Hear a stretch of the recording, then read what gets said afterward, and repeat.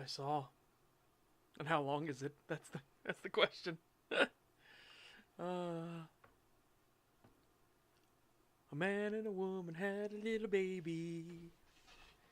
Yes, they did. There was 3 in the family. That's the magic number.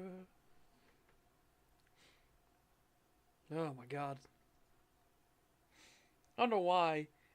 That popped up in my head for Schoolhouse Rock. Premieres in 2 hours. Oh, we don't even know. Oh no. Oh no.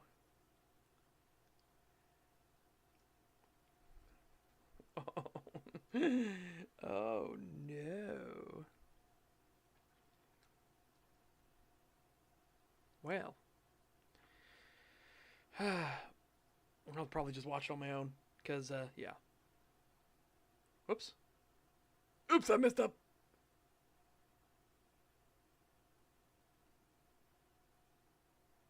Boop. There we go. Yeah. Okay.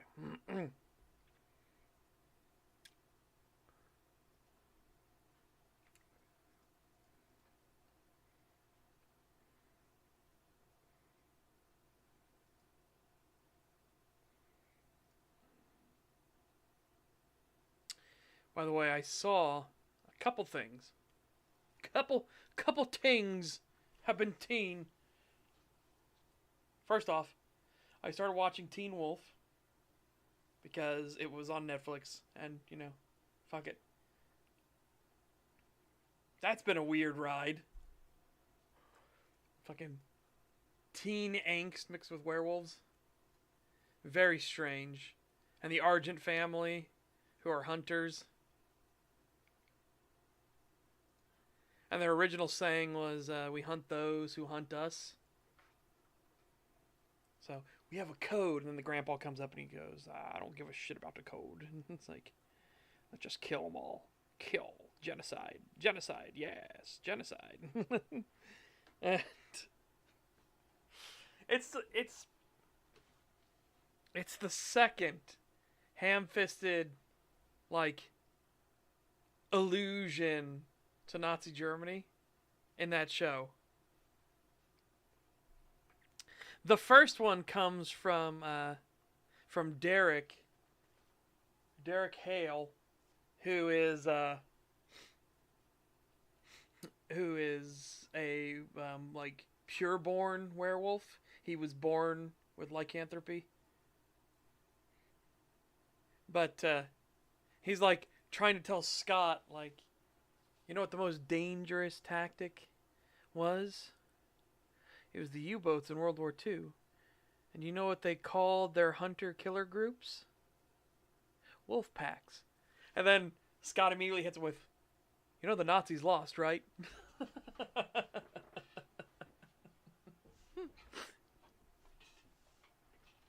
It's like, both statements are still accurate, though. The amount of tonnage that was lost to the wolf packs is insane. The only reason that wasn't like world ending is because the United States of fucking America. That's why. Because we had such massive production lines and so much fucking raw materials to keep sending. Like, it didn't matter that hundreds of thousands of tonnage was being lost. Because we had more. More. This is Teen Wolf. That's what it's called. And again, there's a lot of teen angst and drama and stuff in it. But it's handled surprisingly well. I'm going to say this is, at least at the start of it. No, not the movie. The show.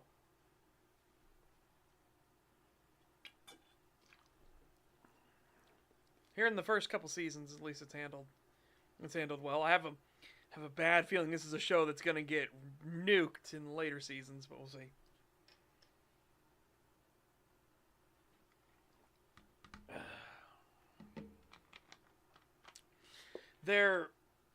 they're in between form. Okay, so some of them can apparently turn full wolf, and it's really powerful. They have the hybrid form, and then they have the form that they use all the time at the moment, which is their standard, which we had on our tier list as like the meh.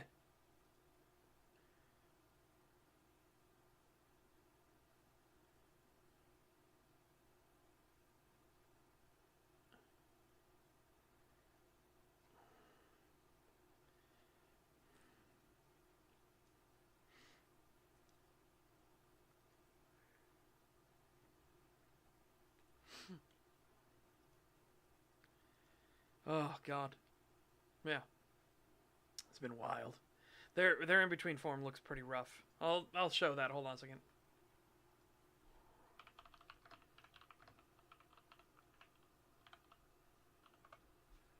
Let's see if we. Okay, so partial shift, full shift, and then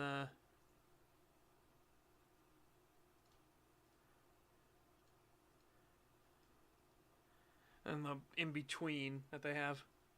Whoop. Whoop. Whoop. So this is what you see most of the time. The partial shift.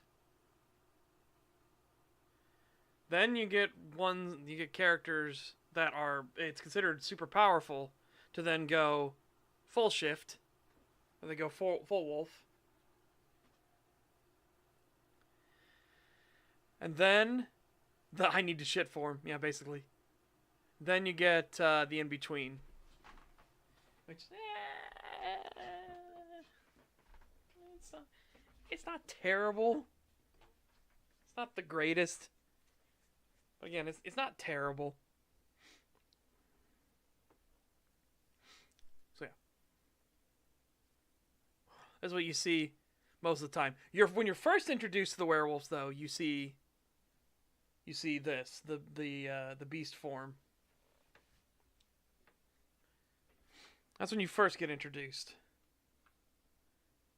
That's when the main character gets bit.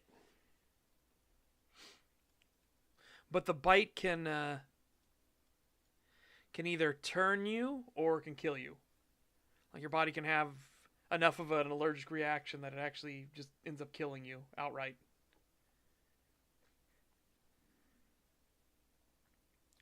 And apparently,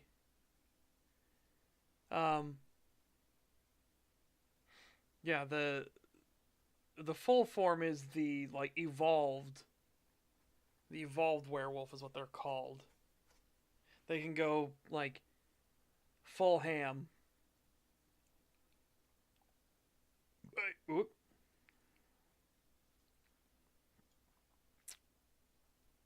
Oh my goodness.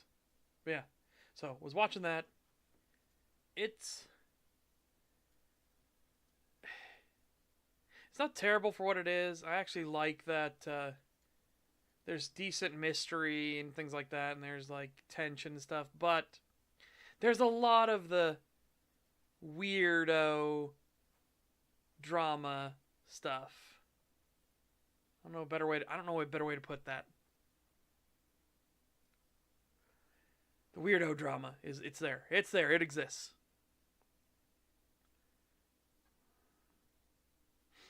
Yeah, exactly. I'll watch it after the stream. For sure.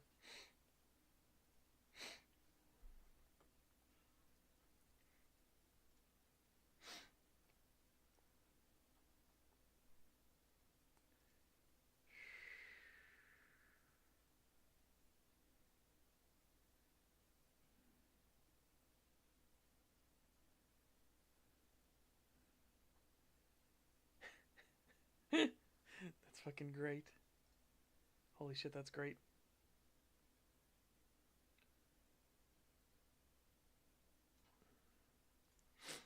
Okay. Oh, chat. But in the meantime, there was the song from I put it in the Discord.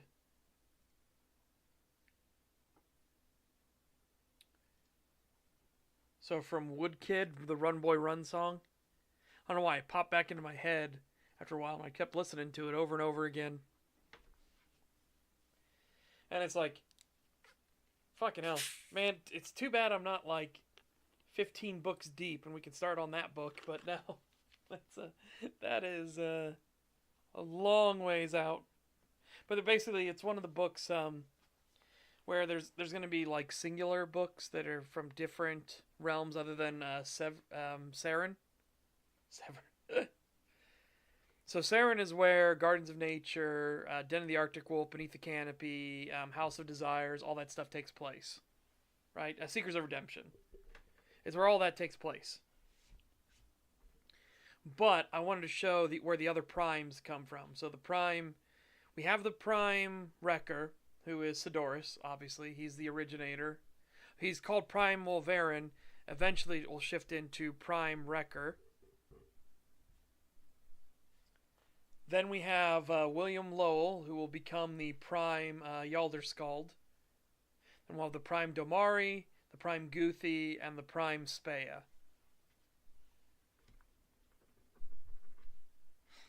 Now, the Guthi one is the one that reminds me of Run Boy Run.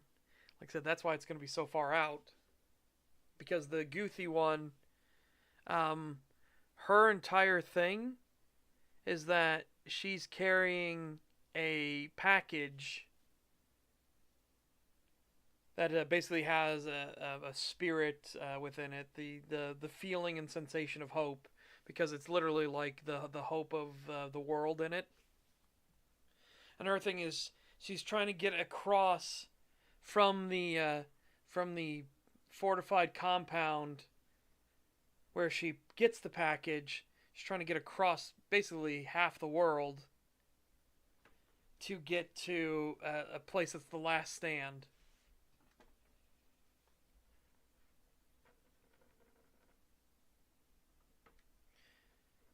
I don't really want to reveal like all the stuff what it is. Essentially, she's going across a post-apocalyptic wasteland.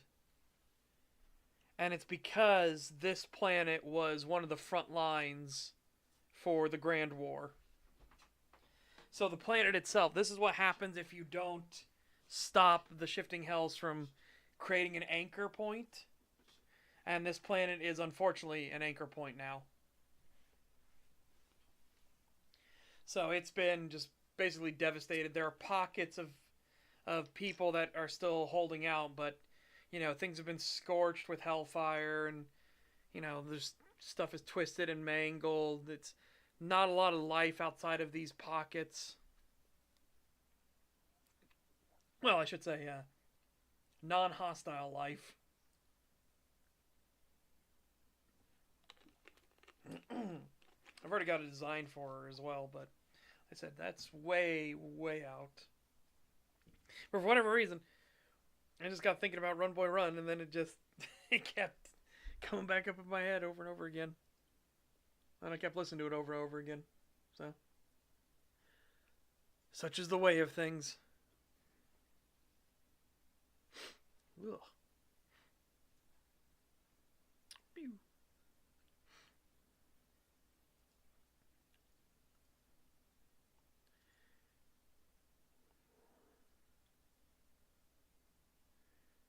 Okay.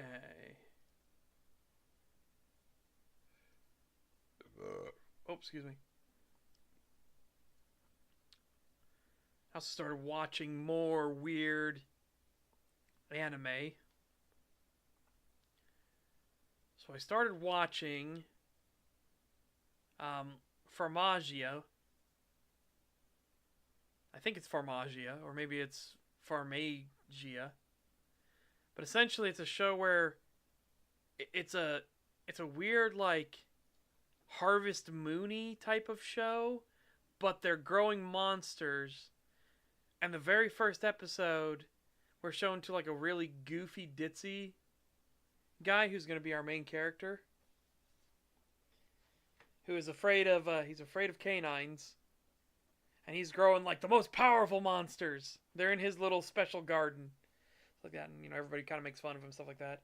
Then this island nation gets attacked, and the guy who's like in charge of all the nations is now some corrupt psycho archmage. He's like, yes, the world will be recreated in the new image of might makes right, and and very strange setting. So his first crop becomes harvestable to get his creatures,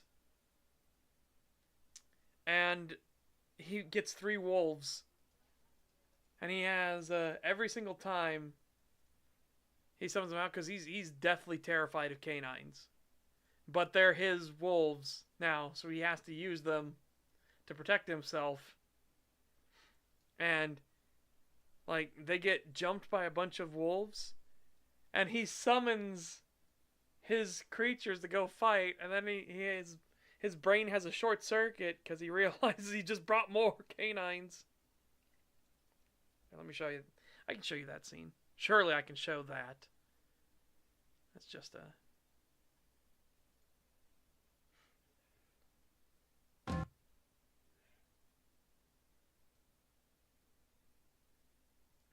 Essentially, they're trying to invade the other kingdoms now, counter-invade, basically. Because, fuck you guys. You attack us, we attack you back, and we're gonna go try to take out your leaders, stuff like that.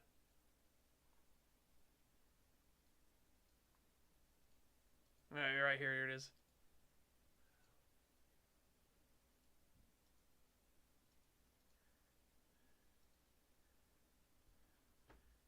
Yeah, here we go. Here we go. I do not remember fighting Foodons.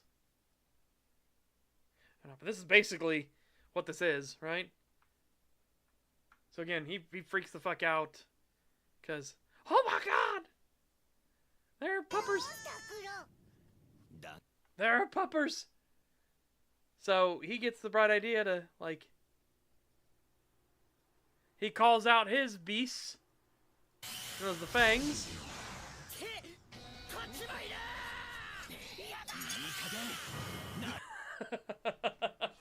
No! Again, he knows logically they're there to save him, but he is so deathly terrified of canines that his own summons, and I said it's a bit goofy. Hopefully it doesn't get too annoying, but I actually kind of like that as a debuff that the character has to work with, right? Because his wolves are incredibly powerful. Like, for what they are, for being baby, brand new pups, they are incredibly powerful. But he's terrified of them.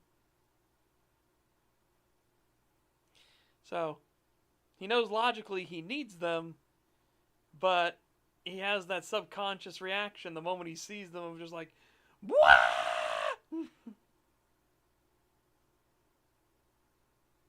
If my only ability was to summon a giant spider, I would be like that. Yeah. Or, like, your ability, like, you had one of the strongest abilities, and it summoned a swarm of spiders that all came crawling out of your clothes first to fight. Like, oh my god. Be like, we're all gonna die here, quick, use it. And I'd be like, fuck. Snap your fingers, summon them out, and then, the spiders go do their work, and I'm just laying on the ground there, like, wishing for death. Like, I'm ready to die. Thanks. I'm ready. Just kill me. Like,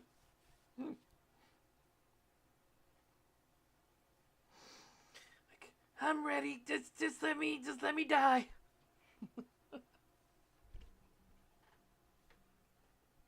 Yeah, I would be the exact same way. Again, like I said, I hope it doesn't get super annoying.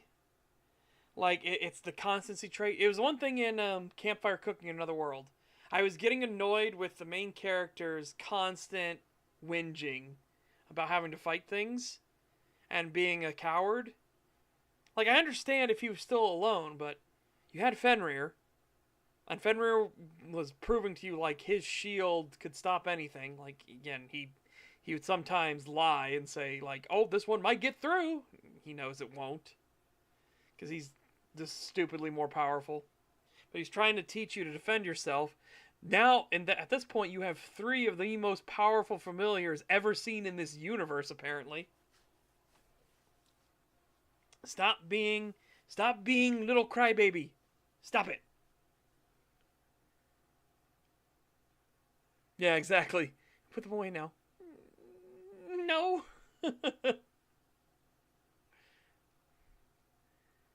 Like, I'll be passed out on the floor, and the army of spiders will be carrying me around and, like, throwing me up and down in the air, like, hooray, we won. And I'm just like, I don't want it. I don't want it. Just fucking kill me. Please. I hate this. Oh, did you see? Okay. Funny you say Australia-sized spiders. Funny you say that. Apparently Australia has now banned an episode of Peppa Pig. But they banned another episode of Peppa Pig, because it was telling you spiders are your friends. Spiders are friendlies. It's always good to, keep spiders around and stuff like that. And then Australia's like, do not do that. No, we have so many dangerous spiders here. No. No. This episode is like, if not friend, why friend shaped? To things like funnel webs and brown recluses and things like that. And it's like, no. Very dangerous. Very, very bad. Do not. So that episode has been banned once again in Australia. And I'm like, yeah, that makes sense. That I understand. Like, there are some where it's like, yeah, that's a message kids don't need to be hearing when there's shit like funnel webs around. That'd be very dangerous. Yes. Yeah. They need to do an episode of Peppa Pig where the trees are trying to kill people. Because they do in Australia. Not intentionally, mind you. But there are trees that they pollinate in extreme heat. So they want to set themselves on fire. So they want to create forest fires. It's like, oh my god, even the trees are trying to kill you. What the fuck?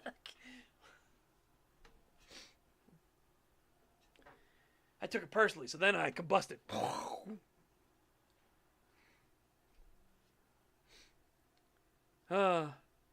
Now, to be fair about the tree in and of itself isn't trying to get set on fire. It's that it's releasing and generating so much heat, and if there was a dry spell, like, at the time it decides, like, no, I think now I'm gonna nut. Very dangerous combination. Now I nut.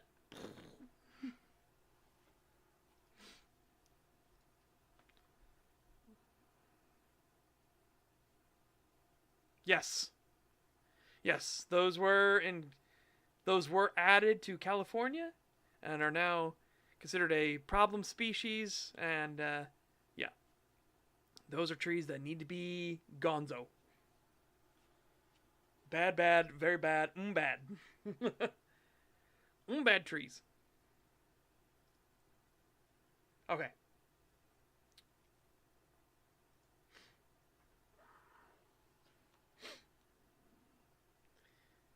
Ah, fuck.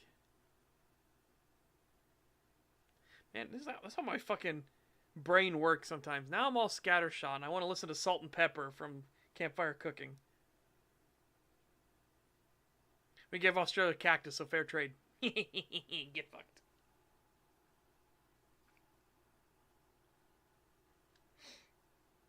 Ugh. Granted, then we have iguana that live in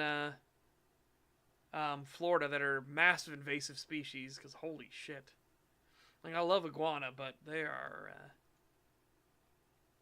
when they're not kept in check. Oh boy.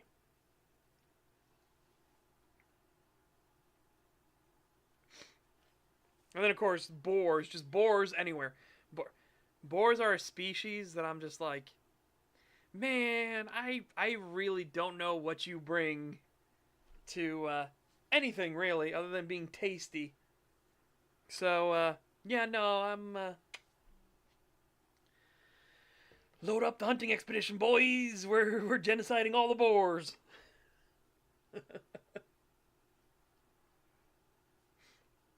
Yeah, that's just been like I've always hated boars, always.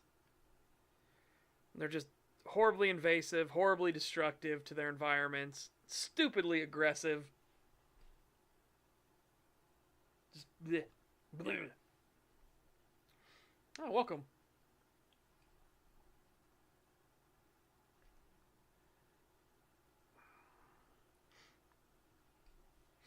Oh my god.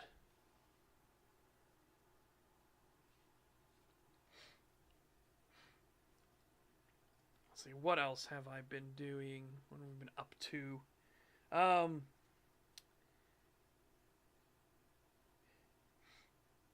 Did all those. Yesterday I watched more of the Pass Me the Monster Meat Milady. Hold on. That's actually a good episode to show. Hold up. There's a... I want to see one of the most adorable fucking goofballs. So, she realizes there's something sitting outside of her window, and this happens.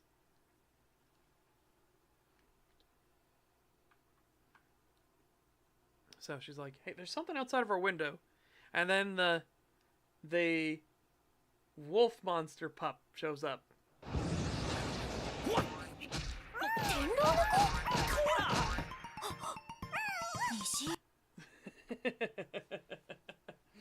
So apparently, as part in this world, like she's now the Duchess here, at Galebrecht. It's their name. Their name is not sticking in my head for some reason, but she's now the Duchess here, and their like official like on their banners and regalia and everything is this, which are known as Sirius. Sirius. It is a species of wolf monster that apparently can run on rainbows. Like they form rainbow bridges and stuff like that they can run on and hunt with. Didn't the Romans have tamed boars they would use against their enemies? Wouldn't fucking surprise me. Man, just look. Yeah. Look at him. The little pup. This little pup. It's fucking adorable. Absolutely fucking adorable. It's just a pup. It's just a pup.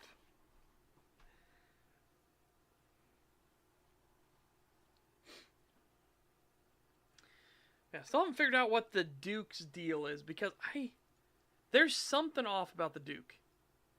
This one is watching Pass the Monster Meat, milady. Pass the monster meat, milady.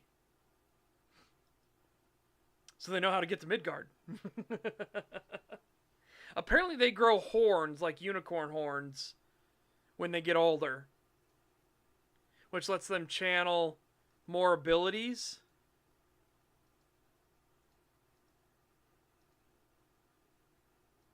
I'm still trying to figure out what the Duke actually even is. Because the Duke, again, it's his pupils. The Duke has very strange eyes compared to everyone else.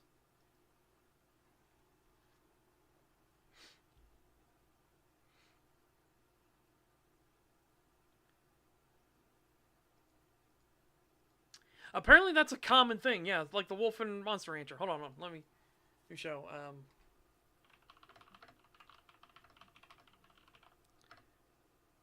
Whoop.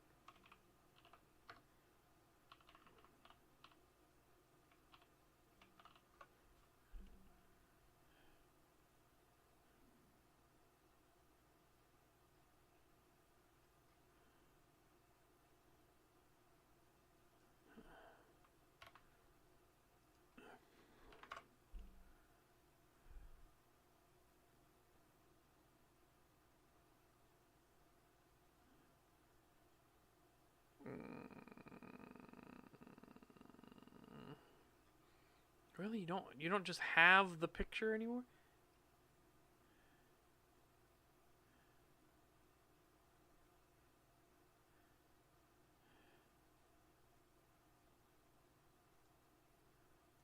Well, they have this picture, which is fucking adorable as shit. It's how the very first thing you really see.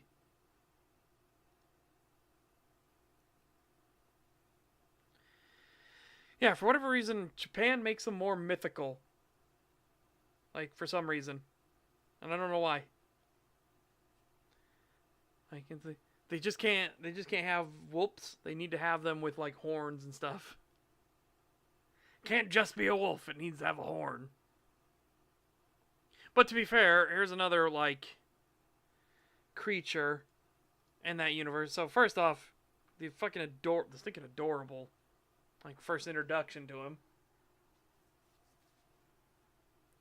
But then, here's another creature. Once again, it's just a ram with a unicorn horn. But it is a monster within that universe. And will try to kill you if it's gone mad.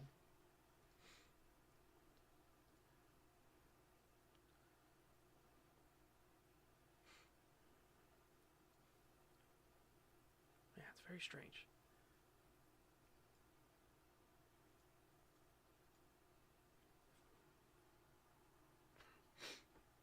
Let's see, there's another show I watched, which was, again, the one thing I heard about why a lot of these get such strange names, especially like the manga and everything, right?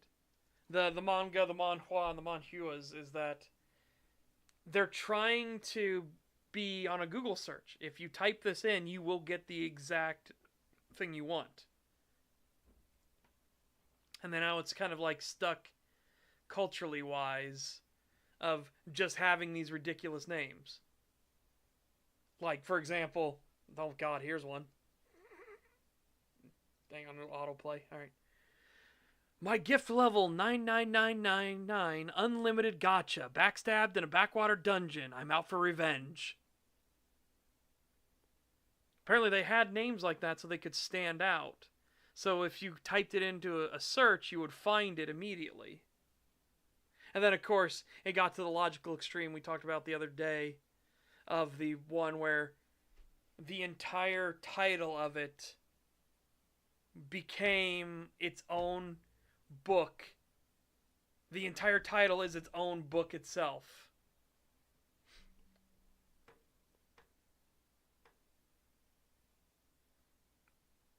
Give a normal goat a unicorn's horn and they become 1,000% more dangerous just from natural tendencies.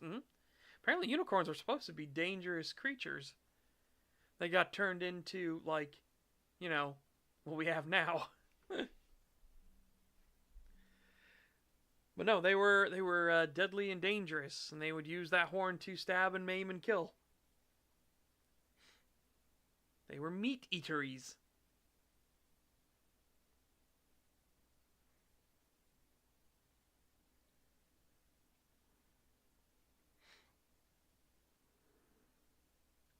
Oh god, that reminds me. One Punch Man Season 3. There is so much still frame stuff. One Punch Man Season 3 is so bad for still frames everywhere that I almost feel like if you showed a picture from it, you would get hit for copyright because it might actually be like from the episode. It's that bad. Hang on. I want to find one of the worst examples of it.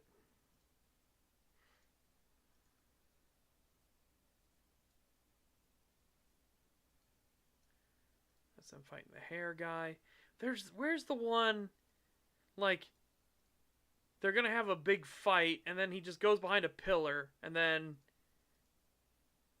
it does a bunch of slashing, and it's over. There's just sound.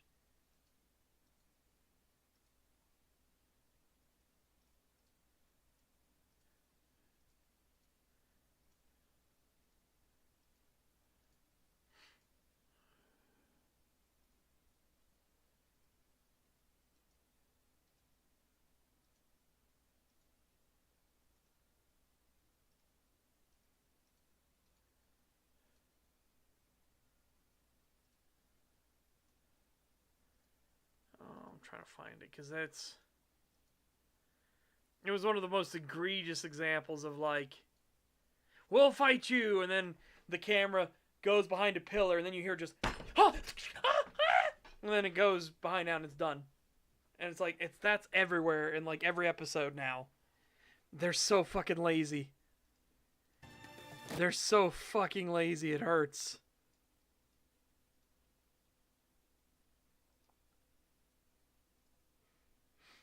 Reject one frame man, embrace salt and pepper. Dude, Salt and Pepper is such a banger of a fucking song, too. Like, holy shit.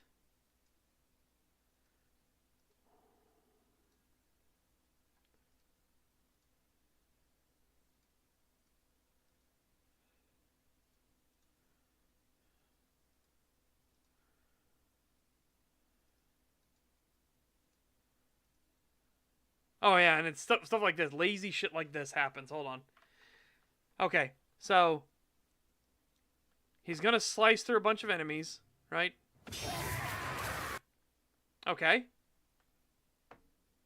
Again, pretty lazy already, because it's keeping this on screen, just keeping these slowly sliding upwards. But then we cut to a wider shot to see the devastation, and this is what they do. So they wouldn't have to draw the corpses, and you can see that they're mismatched in color. So they're just literally, like, overlaid at different angles. It's so fucking lazy. They didn't even want to draw the corpses. They didn't even want to draw the corpses. Which you would only need to do once for this scene.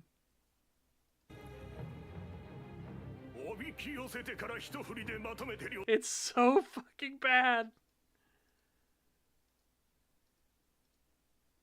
Oh yeah, and then this, like,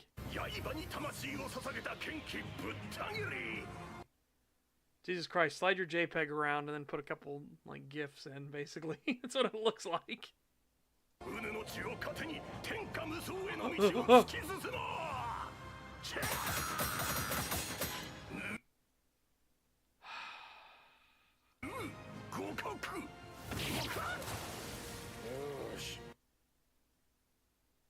Look at that. Like, what is this? Dude, no. Like, we joked about it before. I've joked about it before. The manga has more frames of animation than the fucking anime does. Unironically. It's fucking dire. Like, when the scene of the giant centipede, I can't remember his name exactly, but in the manga, it has multiple frames, like, multiple pages over and over again of him moving and shifting and stuff like that. And in the manga, in the anime, it's just a still frame of the whole time. It's so bad. It's so fucking bad. Oh, God. Yeah, one frame man is fucking real. Like oh god, we're gonna go on tangents here too. I gotta agree with Charlie on this though. I don't think there's gonna be a season 4. I think this season has been so bad and so universally reviled that there won't be a season 4. I feel like it's been scuffed. Like I've seen nothing but hate for this, and that's not good. And it sucks because, again, the manga and the web series are really good. The web comic is funny because it's one himself actually drawing, and that's hilarious. Yeah, you'd have to unironically remake this season. Yep.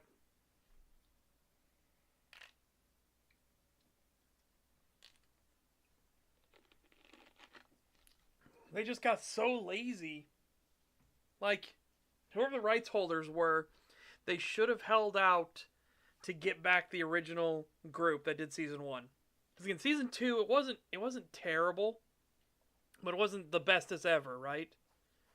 They had an incredible season 1 because they had so many like different talented people who even like came in off of other projects. Like, no, I'll do the animations for this stuff and things like that because they genuinely wanted to do One Punch Man.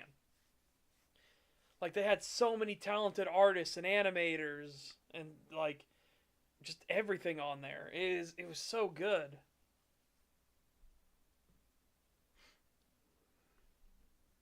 And then we get season 2 where again the quality has gone down, but it's still up there. It's not the bestest there is, right? But it's still up there. And then season 3 is this fucking disaster. Outright just embarrassing disaster. It's so fucking bad.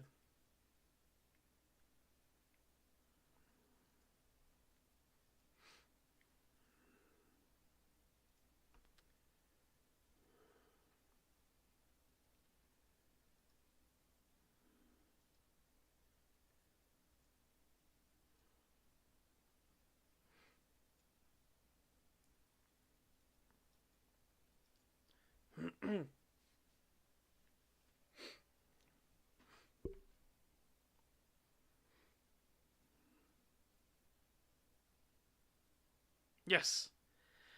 Full Metal is the strange one because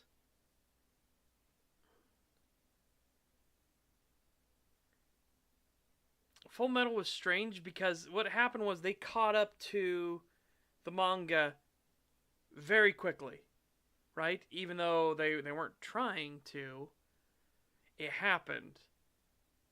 And the mangaka didn't tell them how the thing was going to end, so they had to come up with all the pieces they had, they came up with how it ended for themselves, right? That's the original Full Metal Alchemist. It has an anime only ending. And a lot of people like the ending. Like, it wasn't terrible, it wasn't bad. But it was very strange. Like,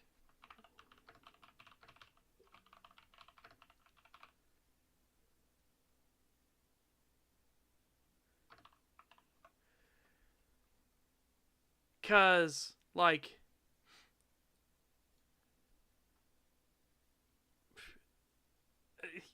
for example, Fuhrer King Bradley was Wrath in the actual manga and in the Brotherhood, right? But in the 2003 anime, they didn't know that. They didn't know for sure that King Bradley was Wrath. So they had this character instead, who was Wrath. So again, it gets strange. There's a lot of weirdness.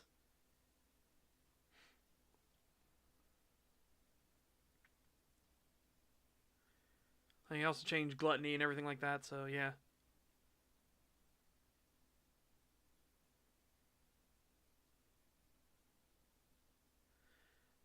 Yeah. So yeah.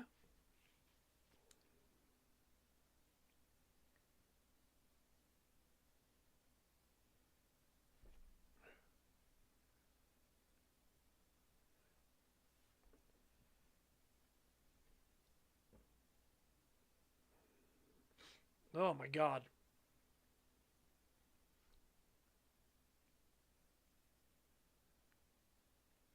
It's very, very fucking strange. Like, very strange situation. So, Full Metal Alchemist Brotherhood comes along, and they're like, okay, the manga is now out, finished, done. We know how the actual story goes, so we're just gonna reboot the series. But then in the reboot, they speed ran through the parts that were similar to the 2003 anime. So there's a weird situation where you want to actually watch the 2003 anime for a chunk and then slot that in and like season 1 of Full Metal Alchemist Brotherhood becomes like a recap, kind of. It's very, very strange. Like, very, very rapid fire. Like, we got to get through all the stuff that everyone's already watched the 2003 one. We got to go. It's the blemish on Brotherhood, honestly. Speedrunning through the same content was just silly. Just genuinely silly.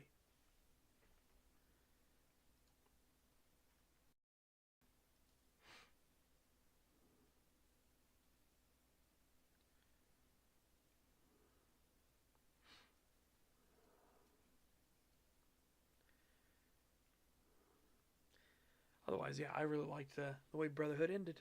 It was I thought it was really good. The whole like answer, the whole idea behind everything, like, was that alchemy should just be a useful tool. You shouldn't be trying to play God. You shouldn't have it doing like everything. That's the answer. Is that your connections as a human, your connections to other people, your family is more valuable than alchemy is. So, I liked it. I thought it was good.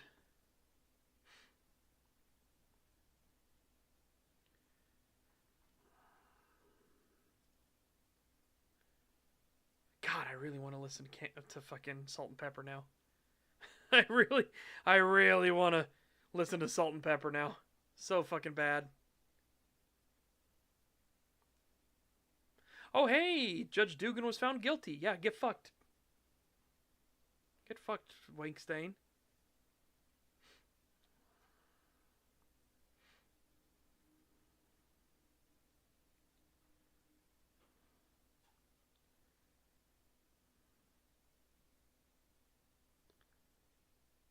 Wait, ferocious. Far Cry with dinosaurs. Hold on. Hold on.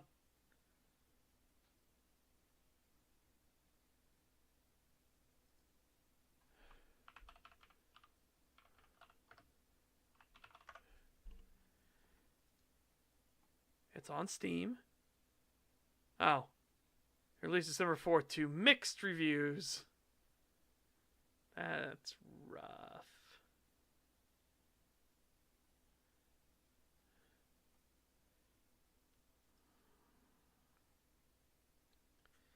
Oh, whoa! Okay. Hold that. I didn't expect that. That made me jump. Not gonna lie.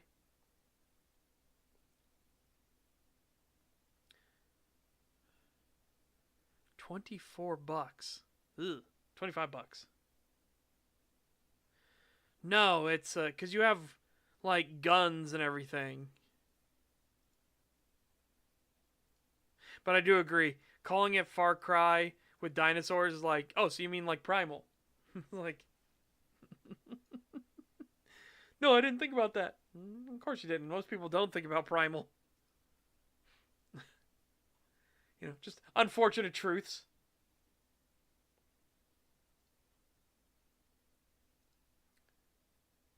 So what's the other news while we're just jaw jacking here at the very start?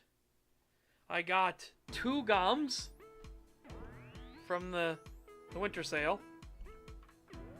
Here's one of the GOMs. You play a whoop, and he whoops all over the place.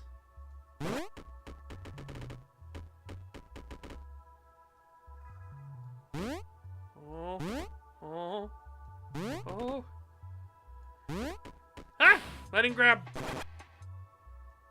I didn't grab right. Ooh. Hang on, I might be able to. So what you're supposed to do is you're supposed to click again, and then he grabs. This room has been driving me crazy.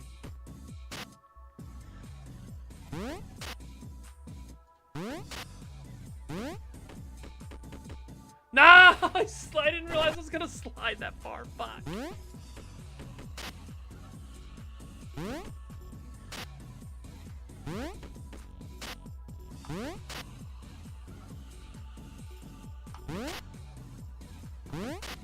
Oh,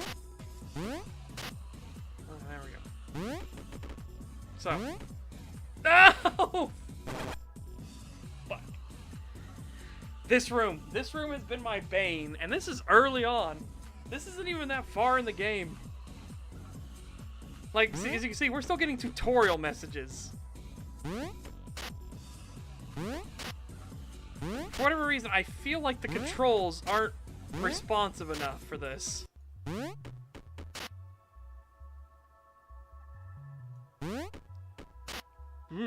I can't believe I actually pulled that out because he did not grab. I want this, then we'll die, probably. Okay, cool. Now I don't need the gear anymore. I can just leave this accursed room. God damn it.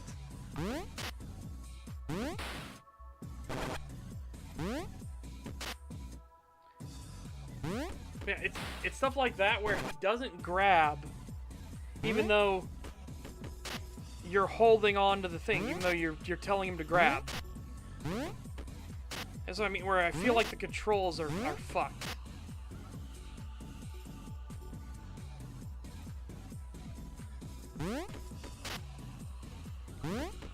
Like that, where he didn't grab in the slightest. Motherfucker!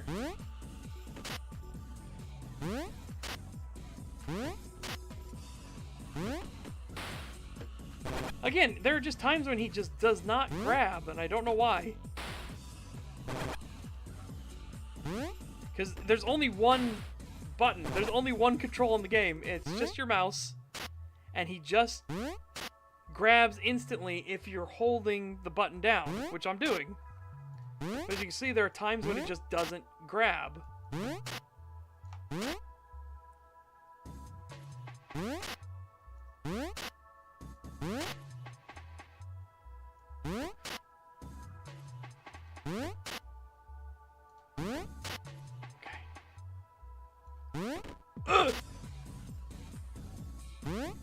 No!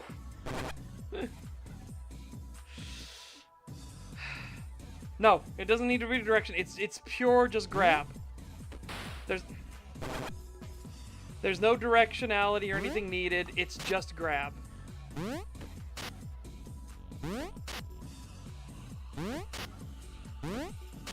I said, so I feel like the controls, there's something scuffed. For sure. Because it'll do stuff like that, where he won't grab.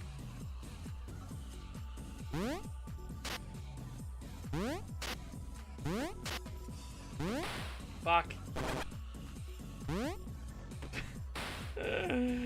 Fuck. Fuck. I hate this room so much. If the controls were better. Oh my god. Again, just fucking grab. I feel like there's something going on with maybe a frame rate problem. Like how there's, in games with pretty bad netcode, you can get what's, you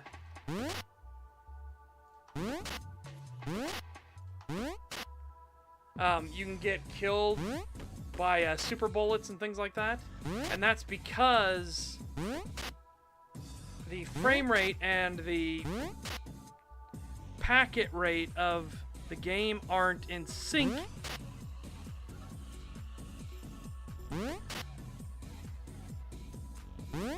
Oh my god, thank god. Get me out of this fucking room.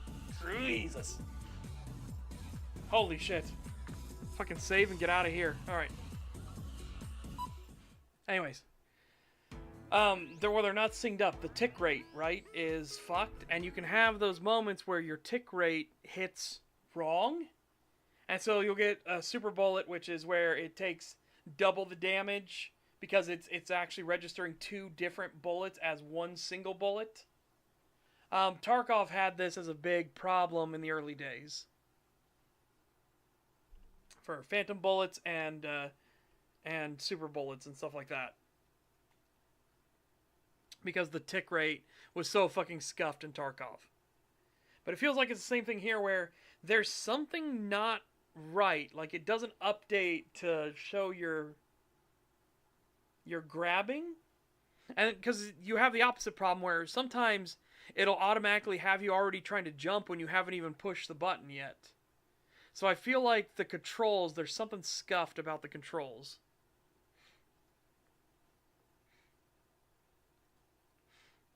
And the other one we were playing was Be My Horde, which I'm not going to do a full thing of this. I'm just going to show it real quick.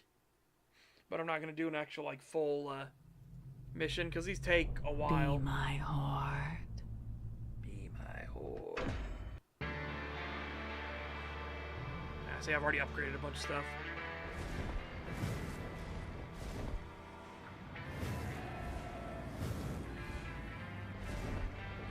Oh, there's only 2 things of it? Oh, I didn't know we were unlocking those. Okay. Right. Here, I'll just show this at the start. So, this is how you start every game. Right. Now, because I have unlocks, I've created, like, all this stuff, right? Obey. This is how you basically play it.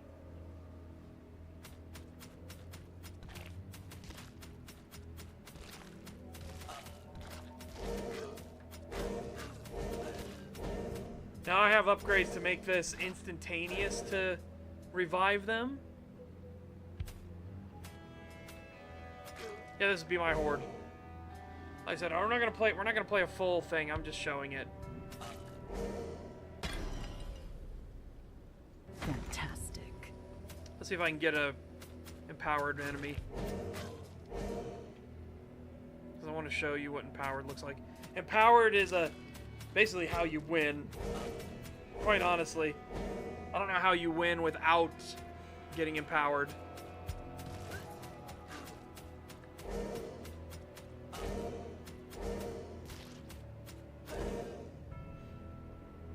Unlucky.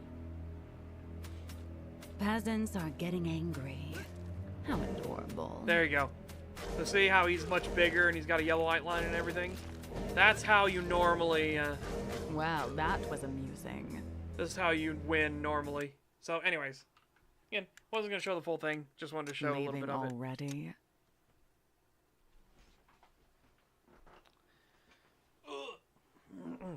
Okay, now to the main event. Get some more work done on the books. So essentially, at the part we're at now in the book, we're going back to Harkis now. Harkis is a viewpoint character here just for a little bit to kind of set up the whole thing of, again, the Wolfbloods were being a little too open because they're like crisis situation. They're talking a little too openly. The dwarf overhears it, and he's very much like not okay with this because of the wisdom in stone, or sometimes called just the stone's wisdom. You know, either or works, but it's essentially like wisdom that's been chiseled into the great annals, into the stonework. And people have been like, okay, well, these are like our ancestors' words and everything, so we should hold them with great reverence and stuff like that. John Brenner, the sheriff and the Domari, he's basically like saying they've been wrong before, like just outright wrong. Like, I don't know why you would give them more special weight. They were just dwarves like you, right? Like, you need to challenge their ideas. If their ideas are good, then good. You know, that's correct. But that doesn't mean inherently because it was written on the wall, it's correct. You've you're gonna tell me that nobody's been a prankster and like chiseled something crude on the walls? Really?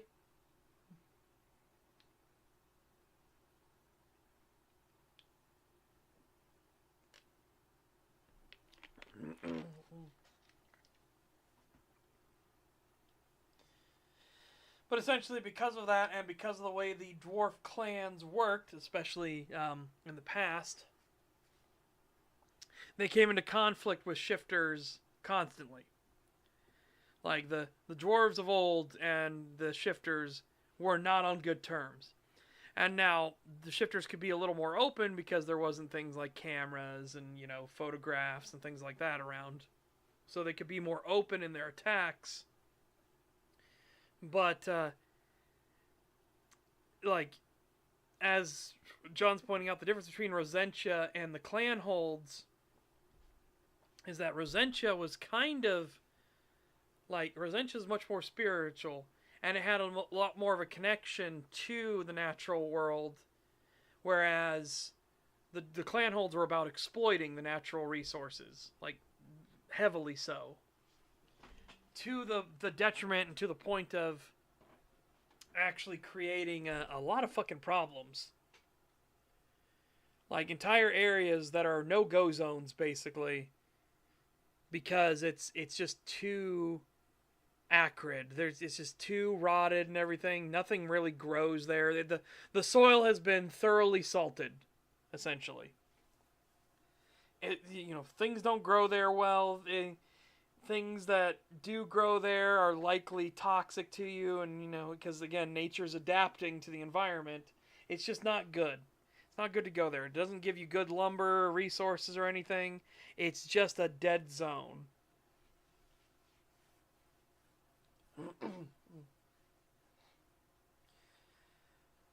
But because they had such open conflicts, a lot of the wisdom in stone was like warning of these fake dwarves, fake humans, fake elves, and things like that were pretenders.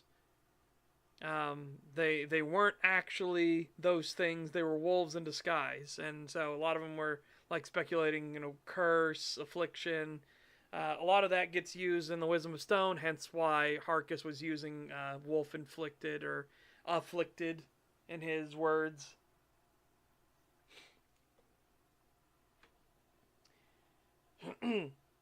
So we have him. He's not really going around too much. EPA, super fun to cite. Basically, yeah.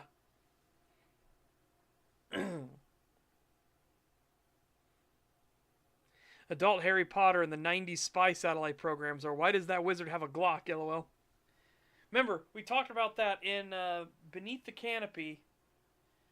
There is an actual another mageling that Jeremiah Rossman doesn't know about, who's working for Everglade itself, but he's like talked himself out of it. They're like, he's talking himself that it's too much work to be a wizard.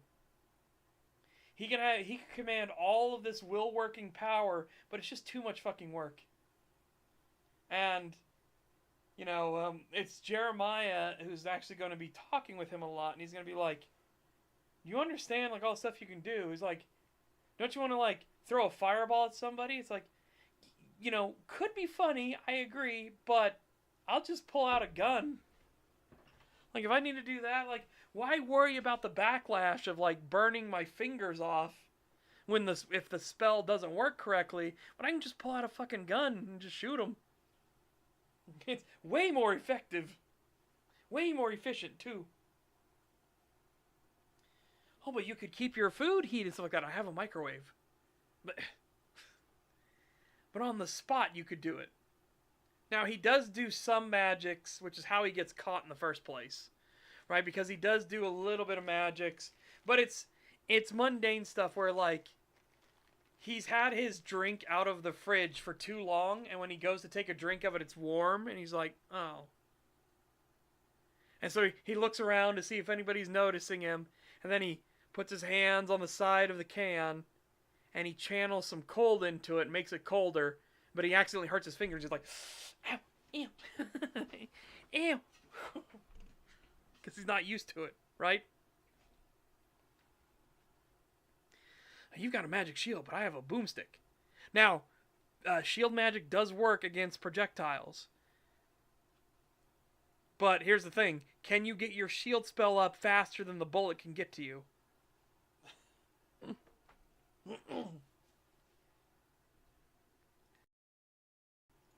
Now, for some people, the answer is yes.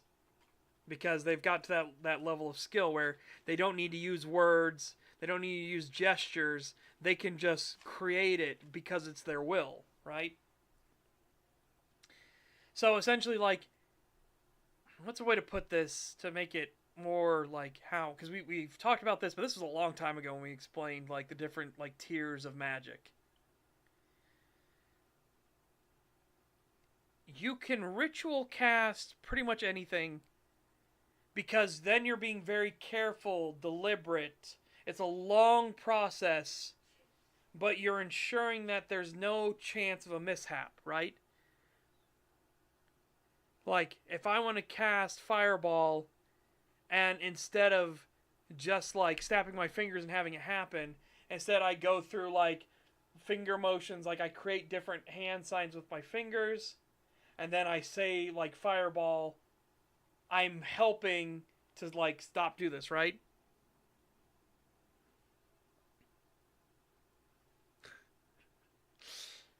Yeah, no, he works for Everglade, not the NDA.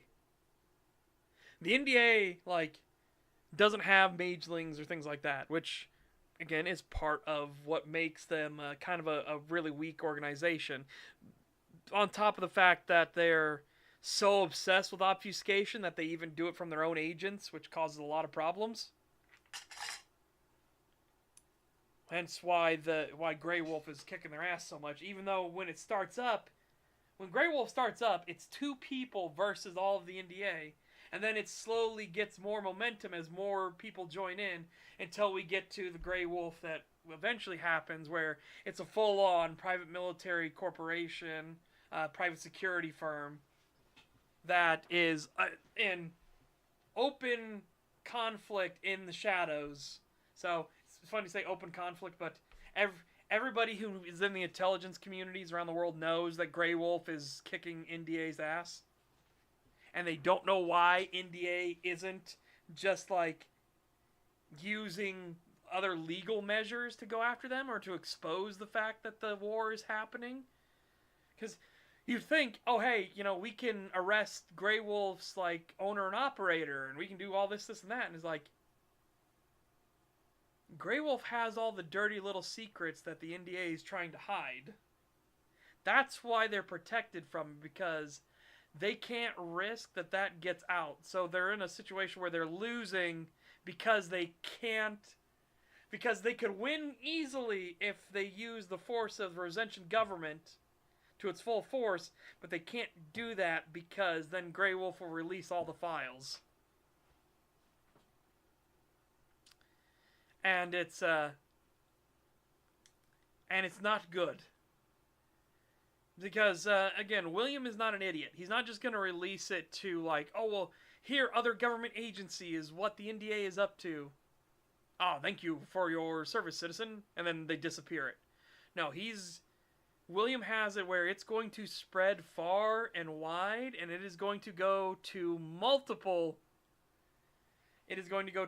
places. Press organizations all around. It's going to multiple different agencies and even being sent outside the country. So they are very like yeah, win equals war crimes known by all, basically. Because the thing with the NDA is that they're efficient in being able to function without red tape.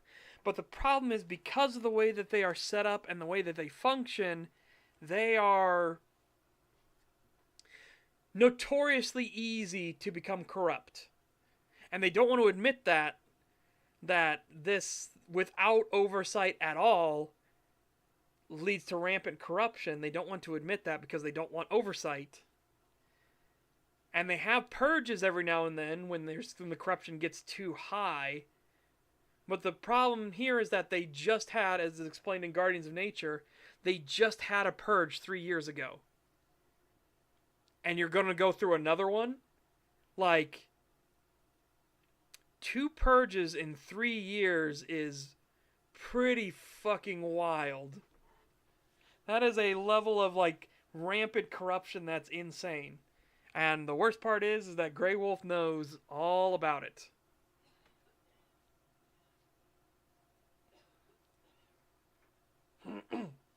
So again, that'll be fun.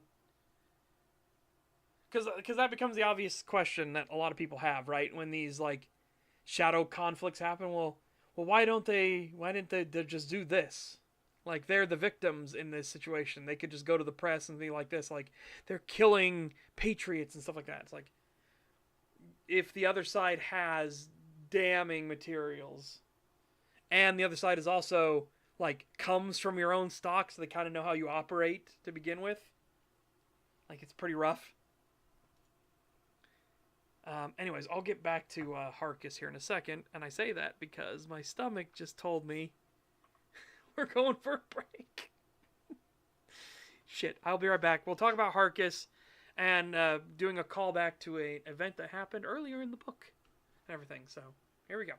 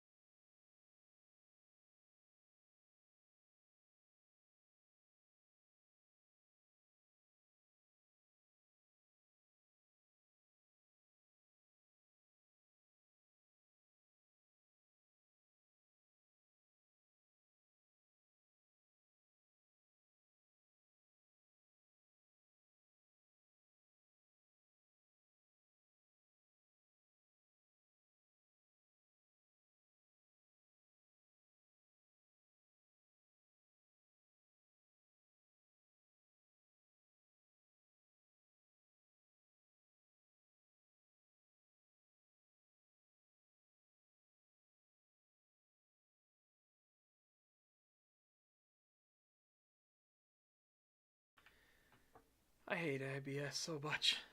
I can't begin to tell you. Right. Okay, so back to Harkus. Essentially, he's waking up now, and there are actually survivors from the diner. If you remember, this would probably be quite a while ago, but the necromancer attacks the diner before the storm. So there's a diner that's leading its way towards Point Crescent. It's kind of those roadside places.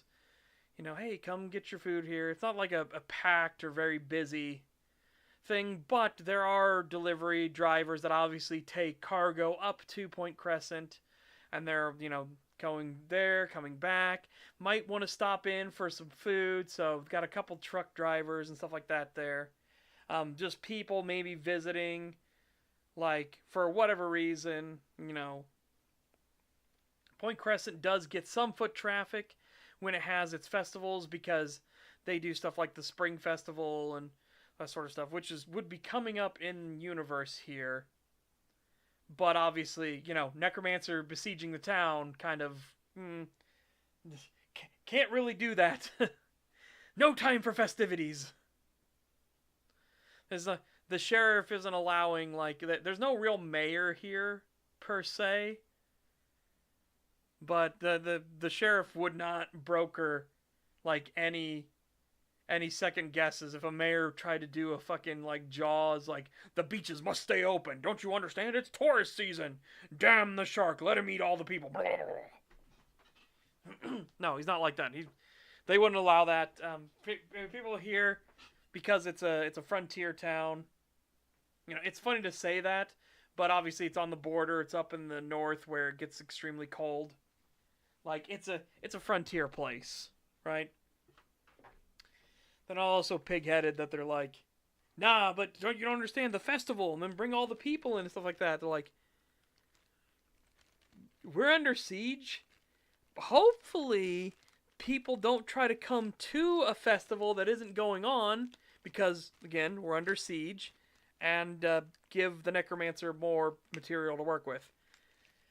So in here, there are some people that survived Wendell's Diner, which was a absolute slaughter. The necromancer, she moved a bunch of skeletal animals and things like that towards the outside to chase people down. But if some people made it to their vehicles to get out of the diner in time,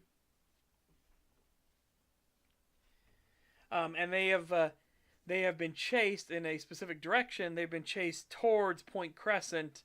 So they show up at the sheriff's department. Now this is kind of Harkus originally was putting together they could be faking this whole situation. They could be doing this, and that. Well, now there's, and other people are similarly this could all be bullshit and stuff like that.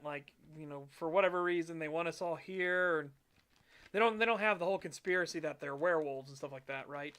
But there's still that thought this could just be some prank gone wrong, or they're trying to cover something up, or who knows what, right?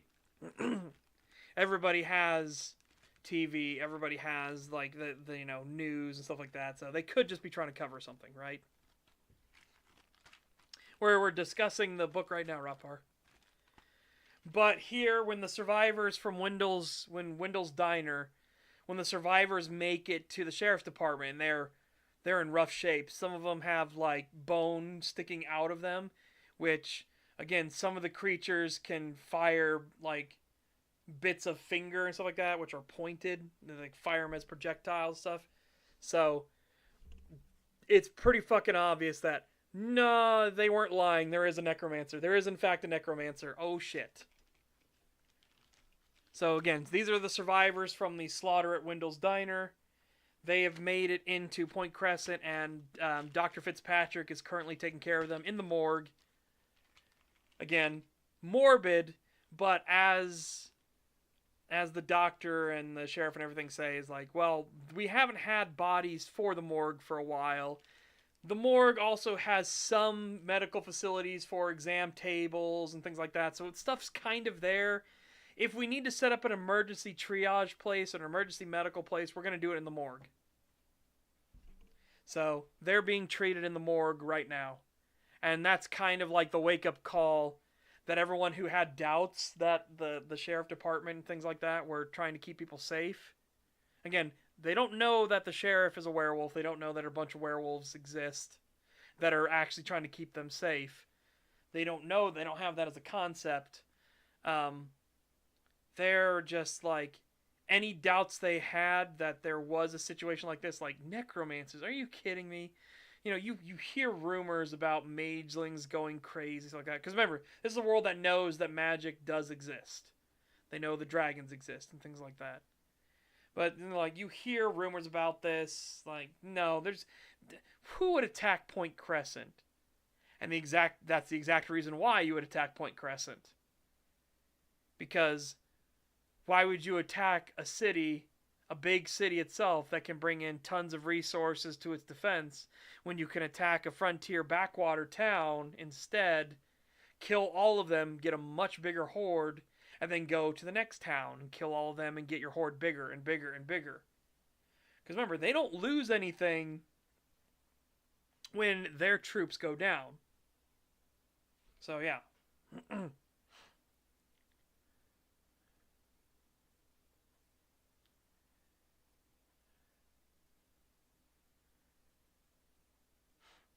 Nice.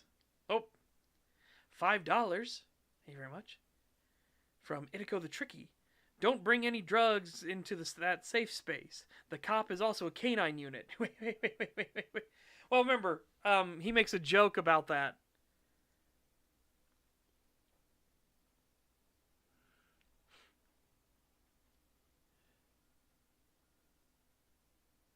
Oh, here's that one. I forgot about this.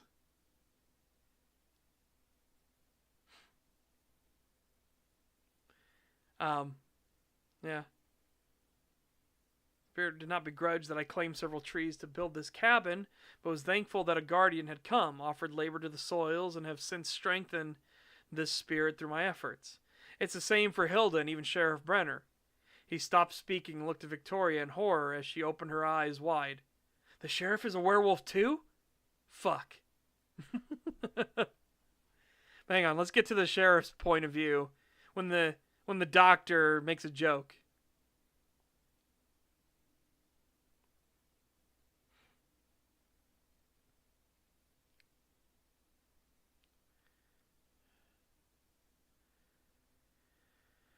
The doctor looked between the two men now, seeming downtrodden and depressed. He still had so many questions, but it was clear that the mood had turned dour. He had to admit his curiosity was now far more selfish than what was needed, and he had moments of foolishness and outbursts. He had to rationalize that these were lingering feelings of dread from the encounter before. This moment, he let out a chuckle and looked at John, whose focus now turned to him. Well, shit. I just realized something, Sheriff. You could sue me for malpractice. The sheriff tilted his head some and raised a brow. The sadness pulled away for a time and replaced with curiosity. What do you mean, Doctor? The smile never left Tony's face. Well, all these years I was treating you as a doctor, when I should have been treating you as a veterinarian. The room was quiet for a time until Andrew let out a stiff chuff and Corey began to crack a smile. John then raised his hands up and cradled his face, but could not stop from chuckling. The sound of his laughter became infectious, and each man present joined in the raucous good humor and let the fear and doubt of what was to come subside. For each of them was alive and well, and for now, that was the truth of it.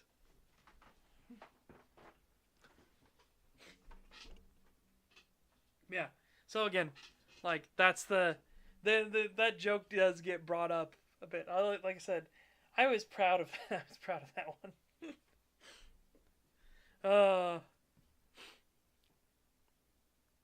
You ever see the police report of Officer Peaches? I have not.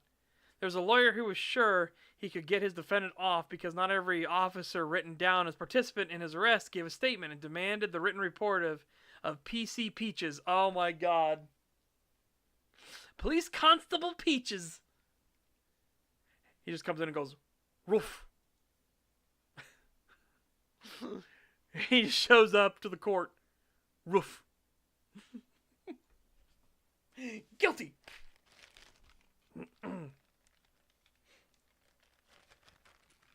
Oh my god.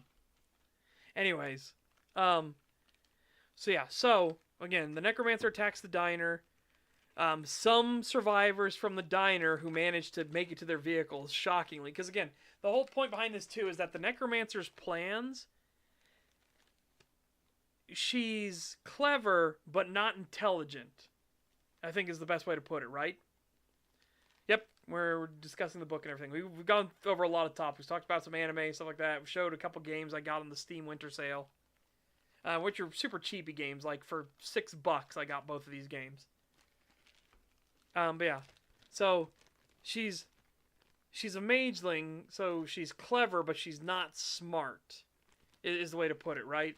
Like she doesn't have battlefield knowledge and tactics and things like that. She doesn't know how to properly do a siege, but she does know stuff like, hey, if I do a shield spell, it doesn't matter how weak, that shield spell will actually disrupt signals and electrical signals through the line, radios and things like that. It'll disrupt those things.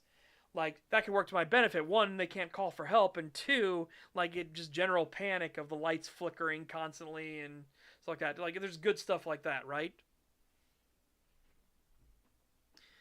Like, she has those ideas, but she doesn't understand how to properly set up ambushes, how to properly attack positions, and things like that. Like, these are things she doesn't know how to do. She can get away with this because, again, she's attacking Point Crescent, which is a small backwater frontier town, right? Up in the north. It's a small place. Like, when they get a population of, I stopped giving hard numbers, but I want to have like roughly around like a population of maybe 600 to 1,000 people.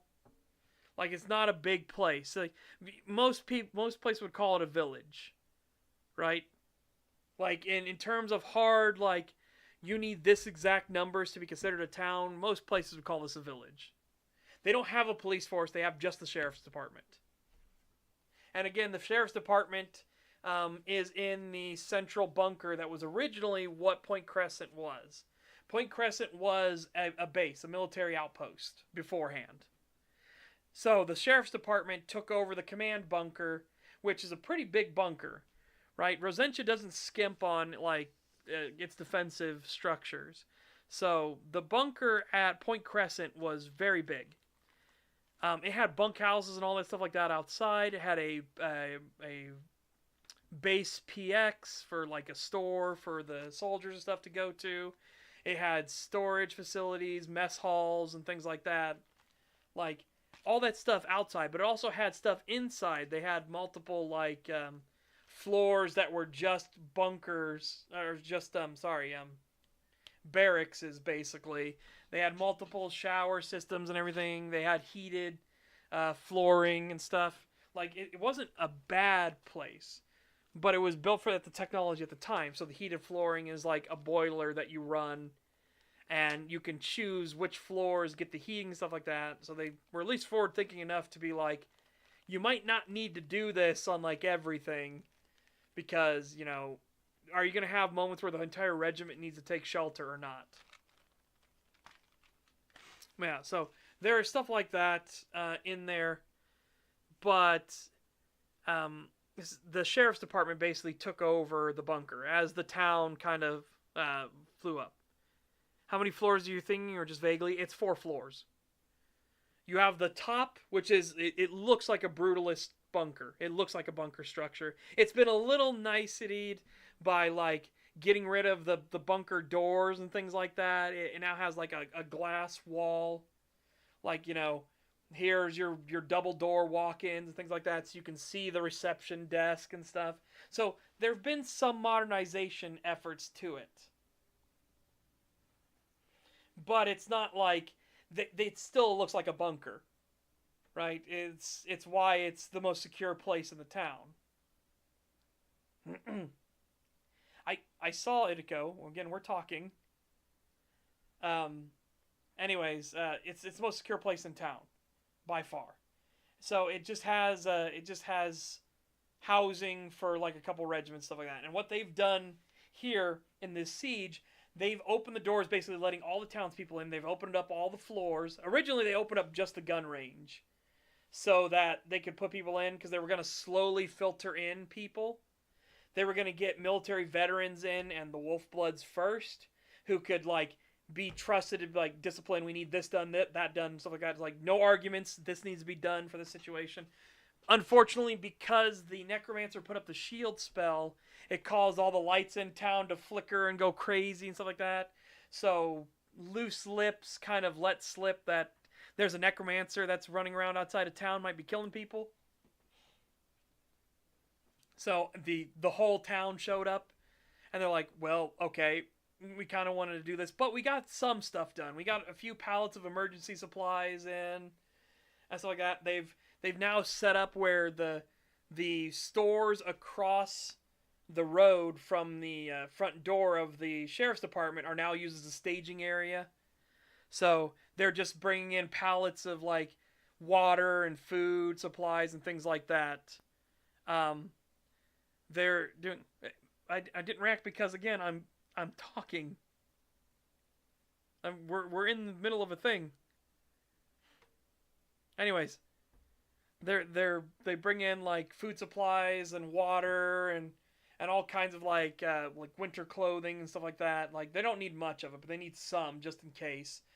Medical supplies, all that stuff is being like staged right outside.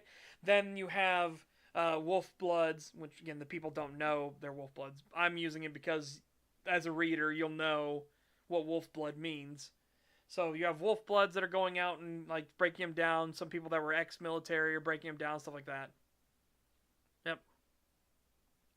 Well, here it's because it's a natural consequence of the shield spell. So you can have a shield spell be incredibly wide, like incredibly dense. You can have a shield spell that only protects you. It's a very thick, hardy shield. A lot of stuff has problems getting through it and everything like that, and it's very visible, right? You could sacrifice the strength of it and make it wider and wider and wider because people figured out once technology advanced enough to have radio signals and things like that, people figured out that if you use a shield spell around an area, it will disrupt radio signals. The radio signals will bounce off the shield spell itself. So it scrambles like stuff. It like you have back chatter on all the radio, stuff like that, and the electrical lines are going in fucking havoc mode. So lights are flickering and stuff like that. So she sets up a shield spell not to keep people in, but to basically like the town just kind of disappeared. No radio messages could go in or out. No phone lines are working. None of the, there's electricity dips and stuff like that. So at the electric companies in other towns are like noticing that the grid is being weird. But that's all they notice, right? There's nothing there to like scream, okay, we need to assemble the National Guard right now and go, storm the place. Again, like I said, she's clever, but she's not smart. She doesn't know the battlefield tactics. She doesn't know how to actually carry out a siege. She's just doing things that are like, okay, well, this will do this, and she doesn't understand. She's not putting together all of the pieces because she's just not experienced, right? She's not an experienced battlefield tactician, and this is a part of her. This is the start of her like revenge world tour, basically. She's going to build and amass an army of the undead, and she's going to attack the dwarven clan holds.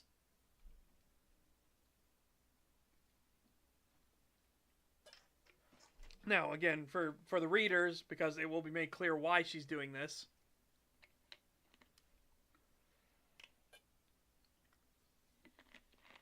And the readers will know why she's doing this, and she's doing this because the dwarven clan holds killed her family. Right? Because the dwarven clan holds don't much care for non-dwarves being able to use magical things, and because her family was showing some magical capabilities, even though they weren't good at it, they had to be getting rid of. she escaped from that pogrom and she's gone to Rosentia. Well, Rosentia actually kind of works for her because the Dwarven clan holds are much more like tight packed units. And that's just because the Dwarven clan holds have kind of fucked up a lot of the natural splendor and beauty, which again is why they got in conflicts with the shapeshifters so much. So she's now targeting like what she thinks is a small isolated town because that's how you build up your horde the easiest. Go into a small isolated community, kill all of them. They don't have the resources to fight back against the necromancer properly, and then go to a place that's of equal or lesser strength than what you just took, take all of them, because again, it doesn't matter if her minions like collapse and things like that, she can just reanimate them again. She can just build up and build up and build up, and each person that we lose is a massive loss and joins the other side. Like, that's the problem. So again, she's just building up in a clever way. She's not dumb enough to attack like a big city or something like that that can bring a bunch of resources and a lot of people will notice something's wrong. So she's attacking an isolated community, as she just doesn't know that the community she happens to be attacking has werewolves in it. And they are keenly aware of what's going on, and that's why this whole domino effect has happened, where the town is acting a lot more in its self-defense than would be expected, and very efficiently too. And like I said, this moment where the survivors from the slaughter at Wendell's Diner, they make it to the sheriff's department, this is the moment that kind of like seals it for the rest of the town. Like, you had Harkus who knows that there are wolf bloods here, and he knows there are werewolves here, so he's assuming the worst, that this is a slaughter, that they're bringing him in as like cattle, that they're going to kill everybody. Because of the wisdom in stone, the constant fighting from the dwarves, between the werewolves and the dwarves in antiquity, and that's been written down in the stonework and everything. There's bad blood there. So he's assuming the worst. And again, the Wolfbloods are speaking a little too openly. That's their fault, as the sheriff points out. He's like, don't get this twisted. You're all still in trouble because you're speaking too fucking openly, clearly. But, yeah, the other people, they're not like Harkus. They don't know about the Wolfbloods. They just think that the sheriff's department is trying to cover something up because, who doesn't love a good conspiracy, right?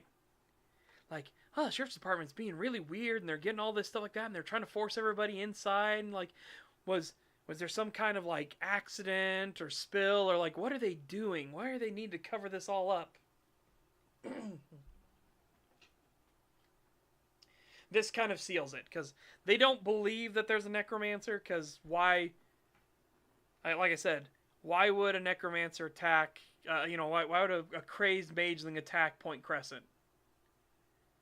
We're just a backwater, isolated little town. And that's exactly why Point Crescent was chosen. That is 100% why it was chosen. Because you are an isolated backwater town.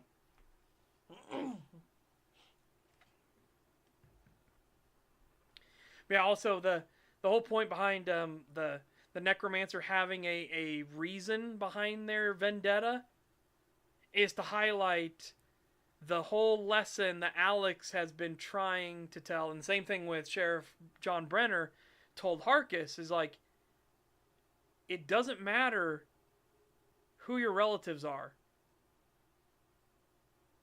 It doesn't matter who, like, you knew, or if you donated to charity or things like that. Your choices are your choices. You made your choice. It doesn't matter that the necromancer is rightfully angry that the Dwarven clanholds killed their family. That doesn't matter. You're still killing people, and you're making them into zombies and skeletons and things like that. Like, you're still at fault. Your actions are not excused because of the horrors and trauma you've experienced. You don't get a free pass. So, for the end of it, Victoria, Alex, John, Hilda, like a bunch of people are standing over the necromancer who's like basically trying to give her last words and things like that. And Alex just takes the axe of moonlight and he just cleaves it right into her fucking head. And Victoria freaks out at first and he's like, her excuses don't fucking matter. What matters is her actions, and her actions were deplorable. I don't give a fuck. Like, I don't care that the Dwarven clan holds killed your family. Sorry that happened, but guess what? You killed their families now, so fuck you.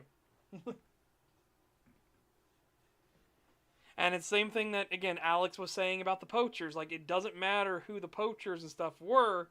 It doesn't matter that they were the beloved son or daughter of some family, or that their missing posters are up in the bar. It's like, it doesn't matter. They chose to do what they did.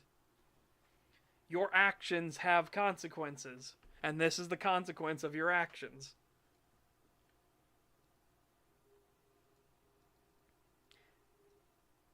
I'm going to assume that's a train in the distance, because there is a squeakiest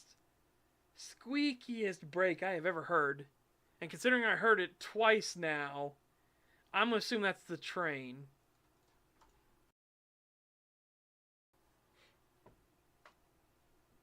Yeah. Anyways.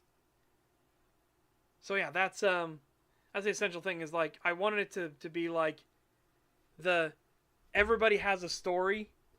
Like, every person here has a story. Connor himself has a story.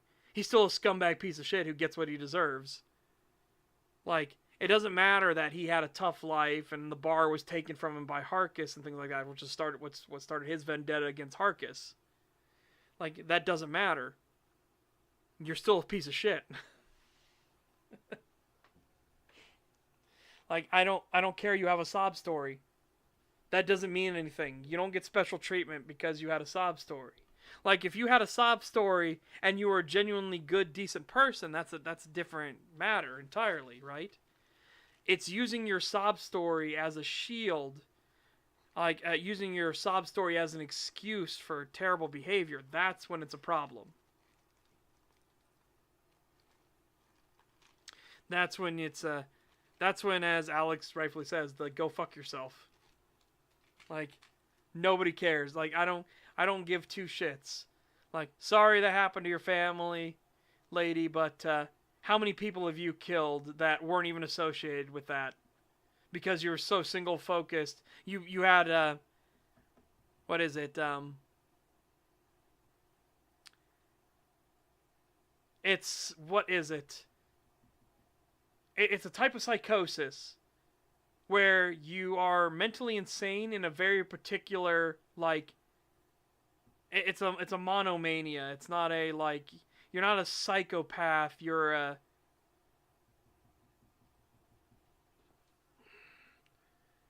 oh, what's it called? There's a particular thing, like, she's so focused on revenge, it's completely warped her morals and perspective on everything else. It's the defense you have, like, if you come home and you see your wife in bed with another man, and you kill them both. And it's a crime of passion, and it's considered, there's a particular mental, like, thing for that. I'm trying to remember what it's called, and I can't think of it. No, it's not tunnel vision. There's an actual, like, term for it.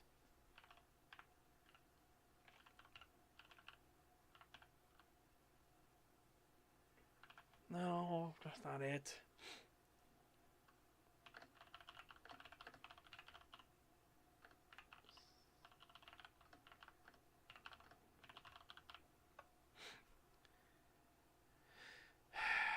No, not obsessive compulsive. Fuck.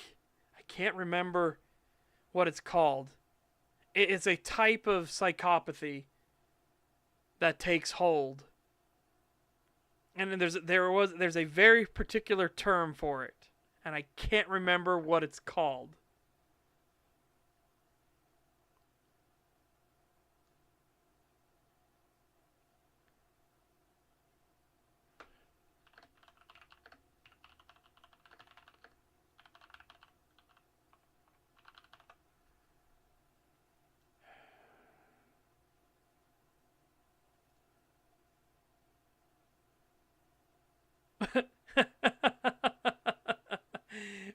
YouTube's fucking AI is a fucking embarrassment. Holy shit.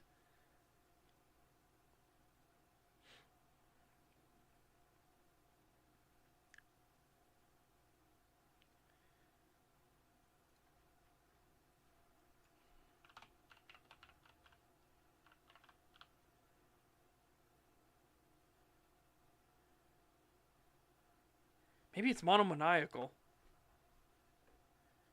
Being obsessed with or having extreme unhealthy focus on a single idea, subject, or task, the exclusion of all else, essentially a madness for one thing. That's closer, so... But I know there's an actual term for it. I've heard it before, and what sucks is if I hear it again, I'll be like, God damn it, that's it. But monomaniacal, I guess, works for the purpose of this. Like, she has this mania about getting revenge on the Dwarven clan holds, and all of her stuff is specifically focused towards that one goal, to the exclusion of all the apathy, or to the exclusion of all the empathy, not apathy. Apathy is what she's experiencing now, of all else. Like, she has no empathy for the people at the diner that she killed.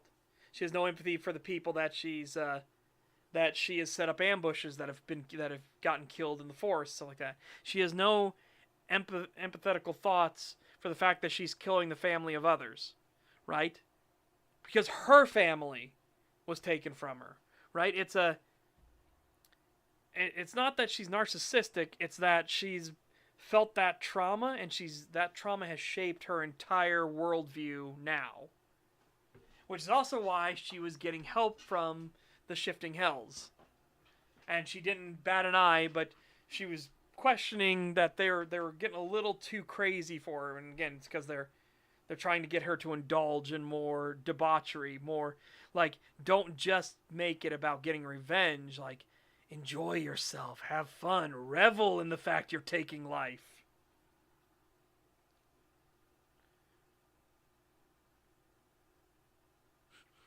Revenge! It's Ken coming to kill me!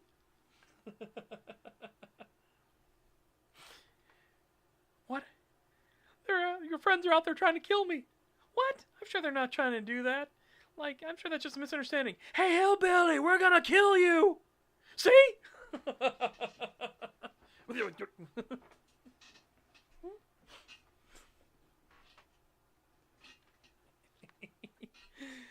Oh.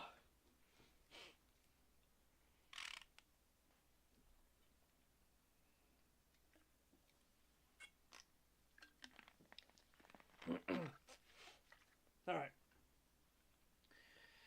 So yeah, anyways, like I said, the attack on the diner is kind of what like sets it. Like beforehand, you can argue that she's just taking people from the graveyard, which she did.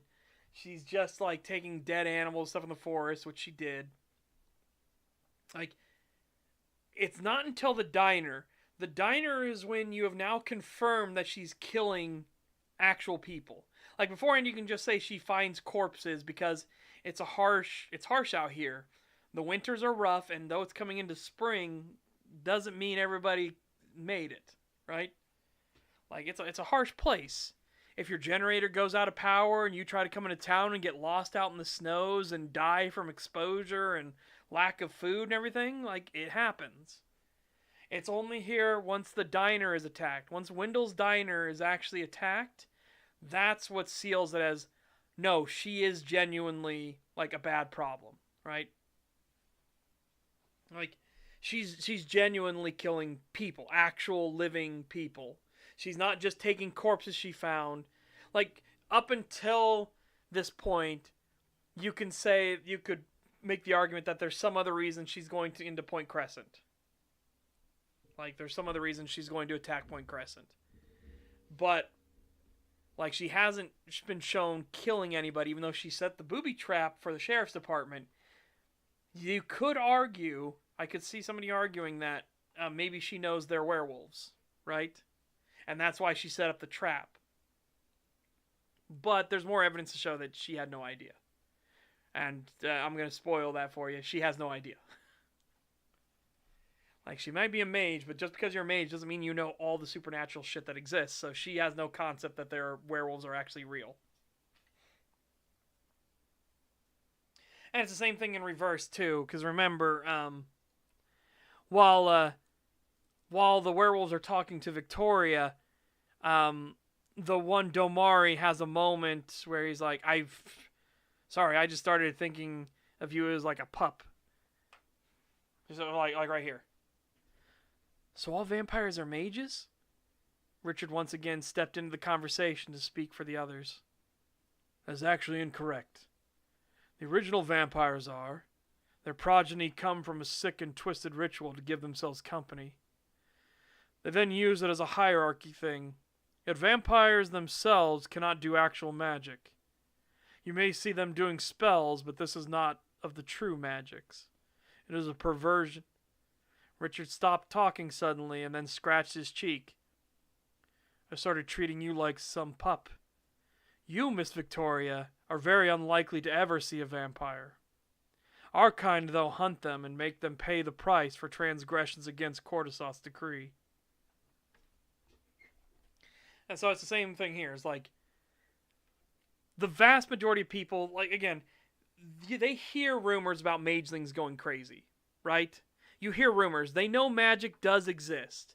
But a lot of people believe in magic as kind of like that, oh, just fanciful lights and colors and things like that. Because, again, we've got guns and, we've got HVAC systems and cars and things like that. Like, what good is your magic?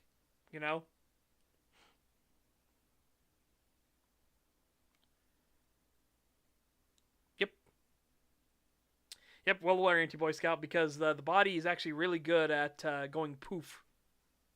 We have internal fuel source, after all. Like, that's what our fat reserves and everything are. That's fuel.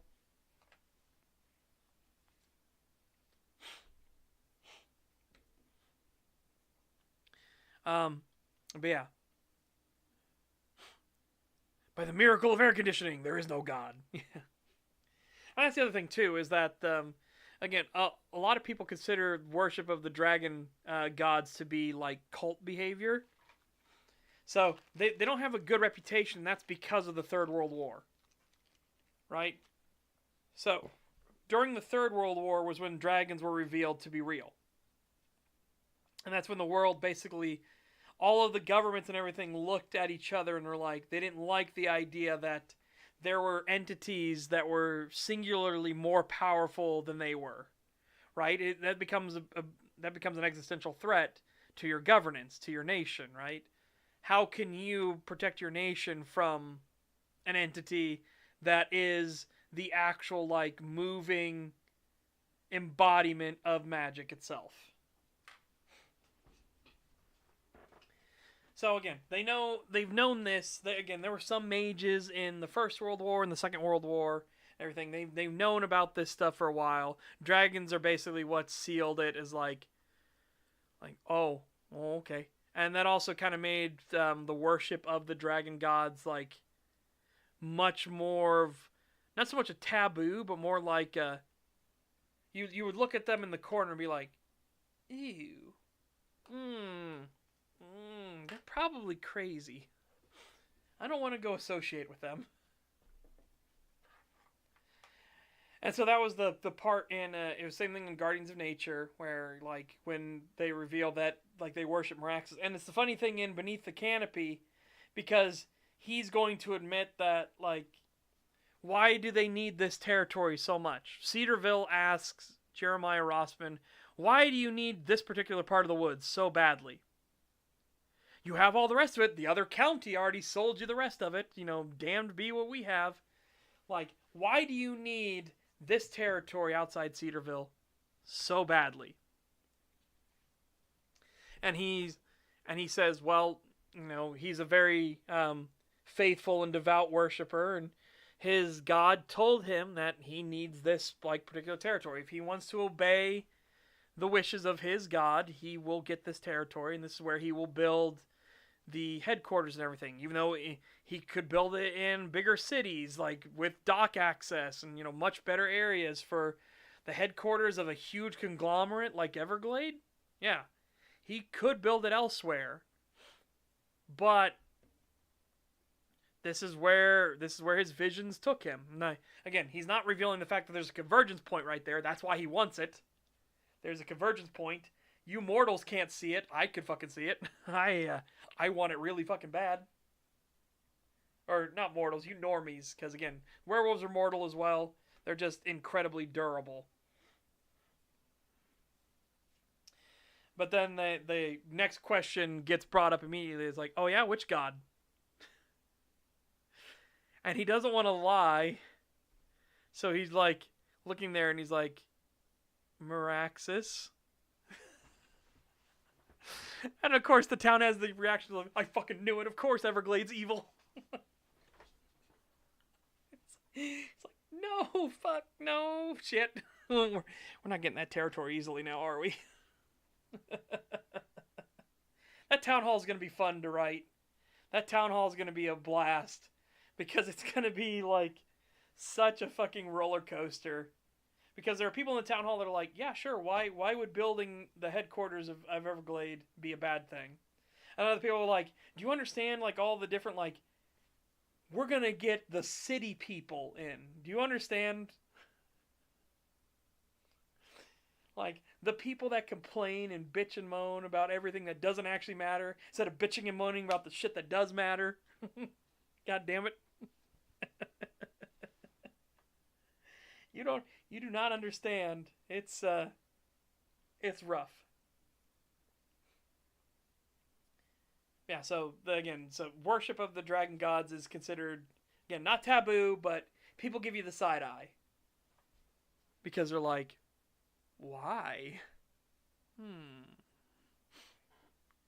Invasion of the yuppies, yeah, basically. They don't want people that want they don't want corpo suits to come up who want their specialty, like 15 blended coffee from the ass crack of a mountain lion in the African plains. You know, they don't want people like that in the town. They're like, oh, Jesus Christ. And again, that's not what Everglade wants either, but they don't know anything about Everglade. They just have the assumption that, you know, Everglade being a huge conglomerate, again, it has a lot of money. Remember, the buying power of $1 is extremely high in Saren, in Rosentia. Because they have had super strict currency control for a long time. Like, they figured out real quick that if they didn't have such strict currency control, they would have runaway inflation. So their inflation is so low that it's taken 80 years for inflation to double. That's pretty fucking good. Like, obviously inflation will have to go up because you do need to print more currency because you get more people and stuff like that in. But they are very strict about, like, it's almost to the point where it's like every 10,000 more people we have in Rosentia will print another penny, sort of thing, right? Yeah, and there's no globalized currency. Nobody trusts each other, like, enough. There are marks of trade, which I talked about before. Marks of trade are kind of like if you want a kind of global currency, in huge air quotes, right? Meanwhile, prices have doubled IRL since you started this conversation. Yeah, the marks of trade are kind of a global currency, but it's more that, like, okay, you have a mark of trade, we assume that you want this equivalent dollar value sort of thing, like in our country or things like that. Like, we'll honor the mark of trade because for good relations, everything. This is a setting. It's a thing that I always find frustrating in a lot of fictionalized works, where you have a planet of hats. We talked about it the other day. And so you'll have, like, all the dwarves and all the elves, and now here's the human kingdom, obviously. And so there's 3 continents, you know, and all of this continent is Rosentia, and all of this continent is the Golden Dawn Imperium, and all of this continent is the Dwarven Clan. No, that's not how it works. There are over 90 countries in this setting, right? On the planet of Saren, there are over 90 countries. Some good, some bad. Some have dictatorships, some don't. It's, again, they're all over the place. Nobody has strict control of the entirety of their continent. Rosentia's the closest. Rosentia's the closest because Rosentia kind of got lucky. Right? Rosentia formed from the city-state that bears its name, Rosentia the city-state, then spread into being a republic, and it started taking over territories around and everything like that, and it kept going and going and going and going and going, and there was no natural other force to counter them in a meaningful way. So they took a lot of their continent. Not all of it.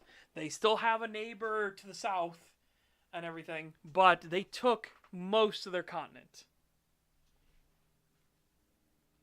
And again, the neighbor to the south was protected because of the Great Mountain Range and the big river that came from the mountain range and everything.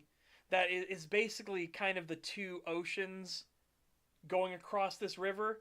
So it was kind of like we could do that and go through the mountains and everything, but we don't really want to. So we'll just follow the border of the river and everything, and then by the time that they started to turn their attention southwards, well, the southern kingdom had already built up enough to become its own country, and yeah, it was by that point it was like, well, do we want to go to war? We don't really need to. We have a metric shit ton of resources.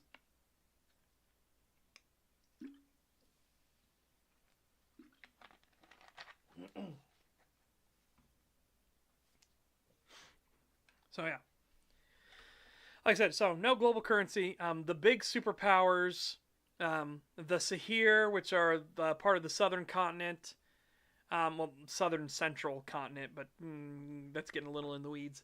The Sahir are one of the major powers. Rosentia is one of the major powers, considered the most powerful. The Golden Dawn Imperium and the Dwarven clan holds. Those are kind of your four superpowers, right?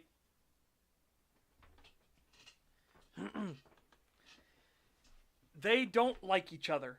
None of them are on like really good terms with each other. And this is actually because this is the opposite thing. It's the diversity of culture, which is a huge detriment. Like, having a unifying culture is what makes a country.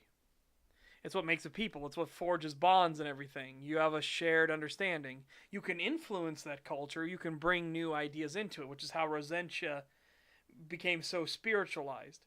When Rosentia was still a city-state and first becoming a republic and was conquering its neighbors,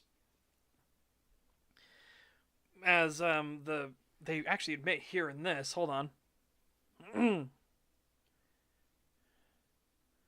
Where is it?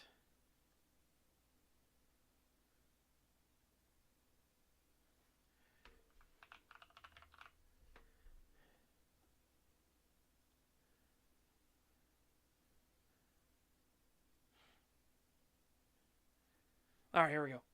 And spirits aren't universally good or bad, just individualistic. This time all three of the others gave a shared acknowledgement, nodding their heads or giving a curt yep in response. Oh, it's Alexian, alright. Honestly, that can be the hardest part to understand for people. There is genuine evil. There are demons that can find their way into the mundane world. There are monsters, thankfully very few in Rosentia. That is because of history and, well, let's just say our people have helped the Republic a lot. Because we've had a guiding hand in foundations of it, David said and gave a smug nod of his head. So, again, Rosentia, when it was forming and was spreading out, there were a lot of werewolves that actually helped Rosentia kind of like pick and choose what tribes to integrate from native tribes, like lesser areas, like tribes that were more spiritual and like in touch. They'd be like, this would be a good tribe, this would be a bad tribe to fit, this would be, let's bring them into the fold, let's keep them out of the fold, so on and so forth. One of the tribes that they kept out was the Hatika. The Hatika were And I have that. Hang on, I'm pretty sure I mentioned that part here already as well. Okay.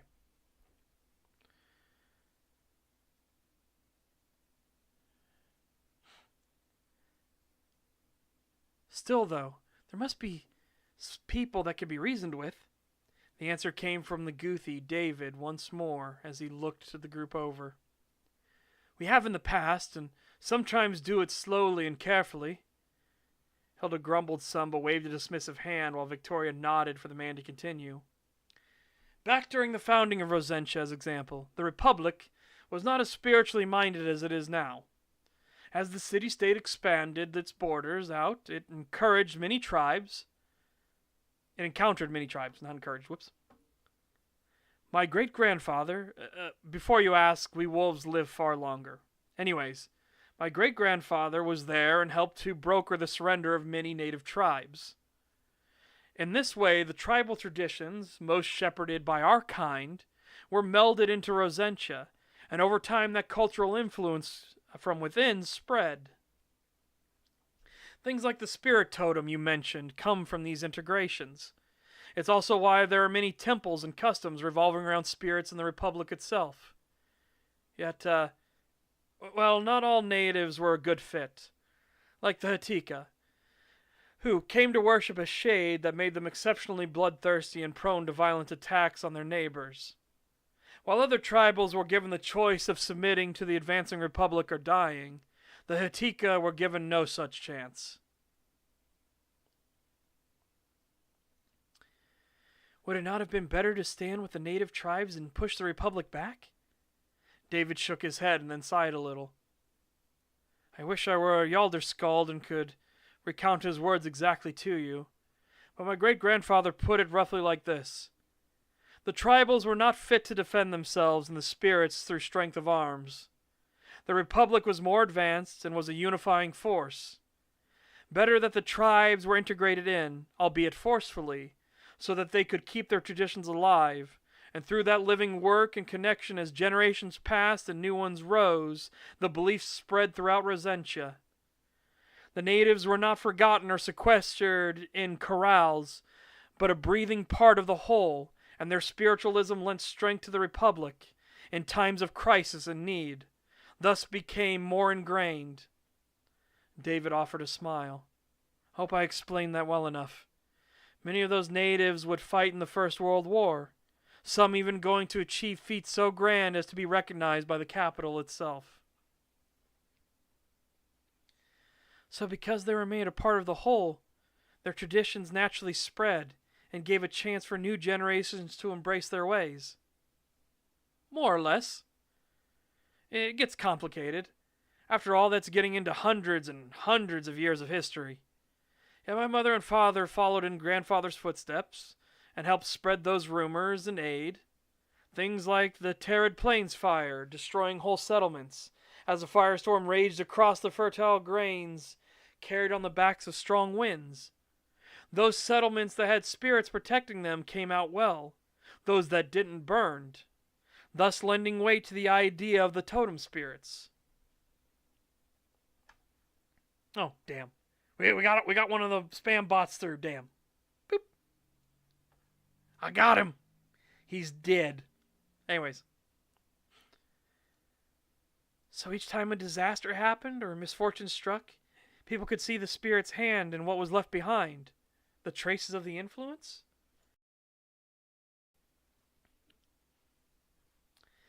David did not answer this time, and instead simply smiled at her. It was then Alex that spoke up. Natural disasters happen, you see. Nature isn't so weak that it requires us just to exist. Nature will regrow from the ashes, unless corrupted and prevented in some way. That is where we come in. To stop the despoiling of it. To stop the wanton greed from clearing entire forests for the sake of lumber or setting wildfires for the sake of killing boredom. That is where our role comes into play most frequently. Yeah. So again, this all, like I said, it gets into my whole thing of like native reservations and things like that were a mistake in the U.S. We should have forcefully integrated native populations. It would have been much smarter to do, and it would have kept their culture more of a living, breathing thing rather than sequestered away into tribal lands, right? Which then gets into the whole thing of tribal law, and oh my god, the fucking nightmare that is.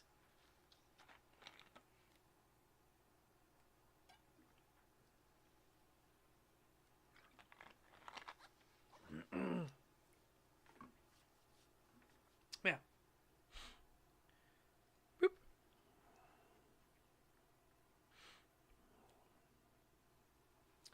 So essentially, again, the werewolves have had a guiding hand in Rosentia from the beginning, right?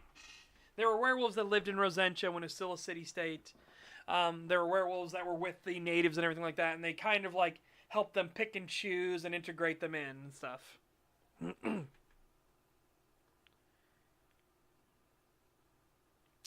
I'm currently dealing with tribal stuff, doing a story on construction of a truck stop.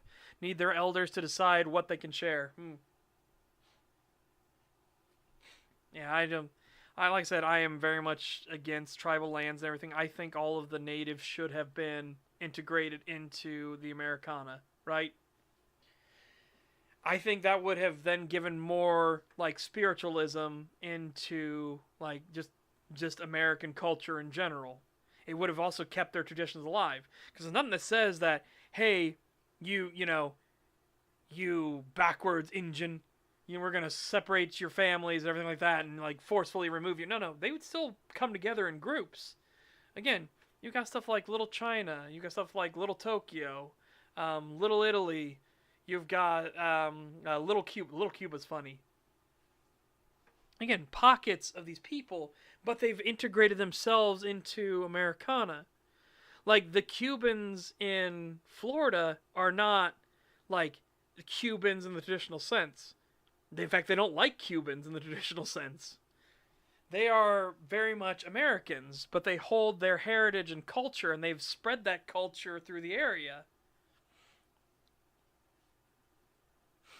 Especially the silly concept that tribal lands are sovereign nations. The U.S. is like 200 little countries within it.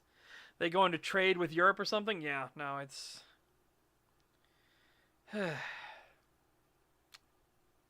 yeah, I hate the tribal lands. I really do. I would force integrate. I know people it'd be, unpopular opinion now, but I would forcefully integrate native lands. Be like, no, we're not doing this bullshit. No, again, there's nothing that says we're not breaking your families up. You can stay together, but your culture, your identity, and stuff like that, you are Americans first and foremost. That is your culture. That is your identity. Now, if you want to bring your spiritualism, your beliefs, your practices into the American culture, into that zeitgeist, do it. Like, that's what I would encourage. I want you to do that.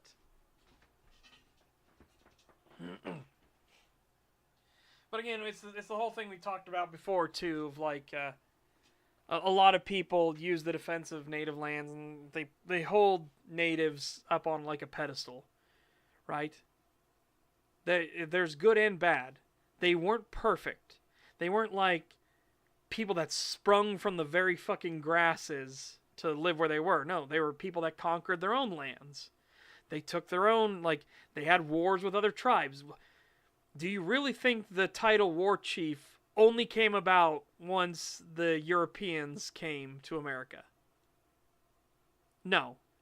Like, don't fucking insult anybody's intelligence by assuming that, right? That's some fucking, like, revisionist horseshit. Like, there have been massive wars between the tribes before. It's human nature. Conflict is human nature. And again, conflict is good for survival. As paradoxical as that sounds, conflict is good for survival.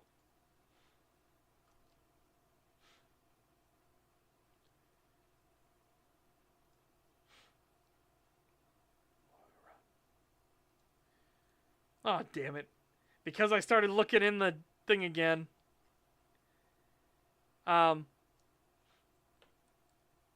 Like, I I started looking at it again. I looked at the Discord again, and I started thinking, "Run, boy, run!" again. Fuck me. Run, boy, run. They're trying to catch you. Run, boy, run.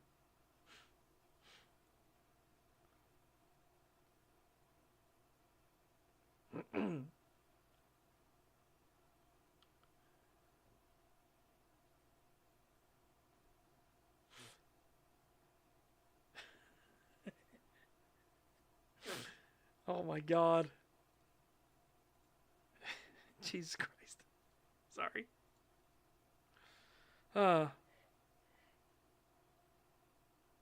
Oh yeah.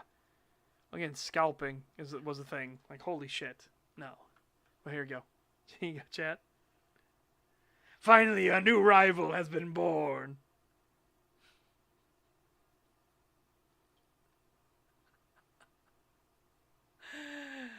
Oh my god.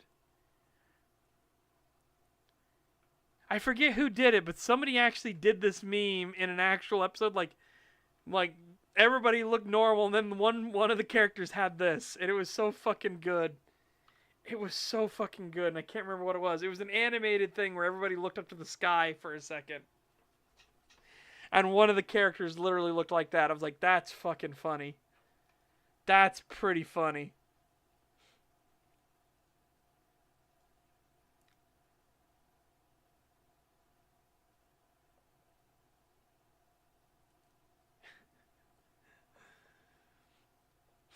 All right.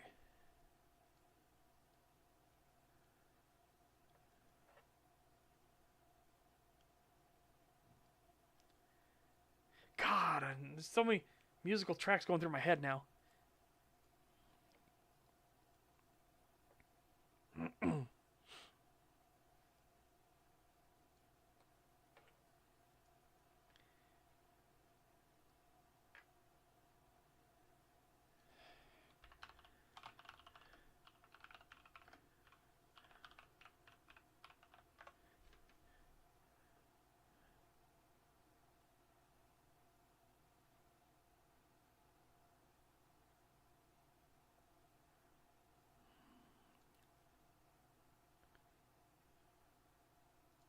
Hmm.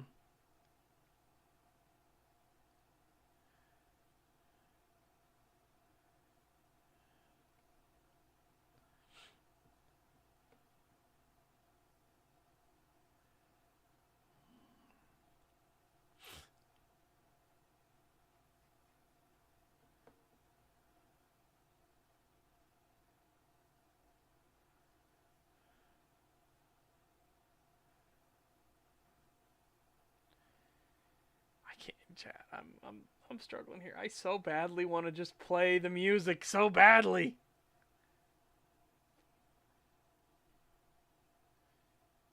Oh shit, hang on.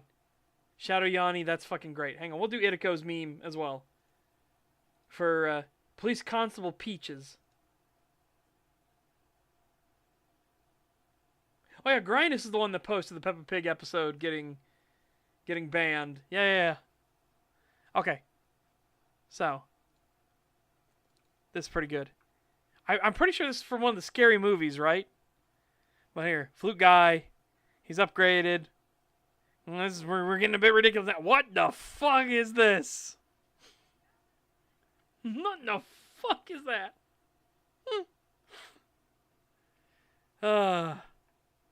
That's pretty fucking good. I think, like I said, I think this is from Scary Movie, or from like one of those types, right? Like the cocking the shotgun. No, sorry, the cocking the shovel, and a shotgun shell flies out.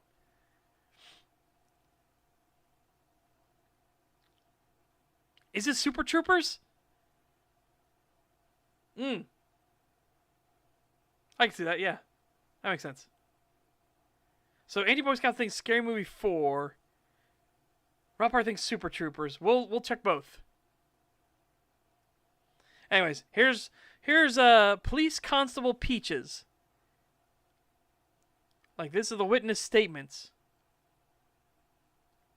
That's the alien one, I think? Okay. Age, if under 18. 4. Occupation, PD 4341. Signature, X in a ball print. Date, 8/2/18. I chase him. I bite him. Bad man. He tasty. Good boy. Good boy Peach.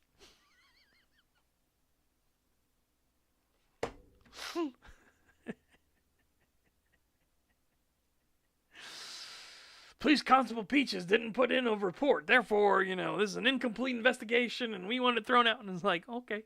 All right, sure. No, we can have the police dog do it. He's a what?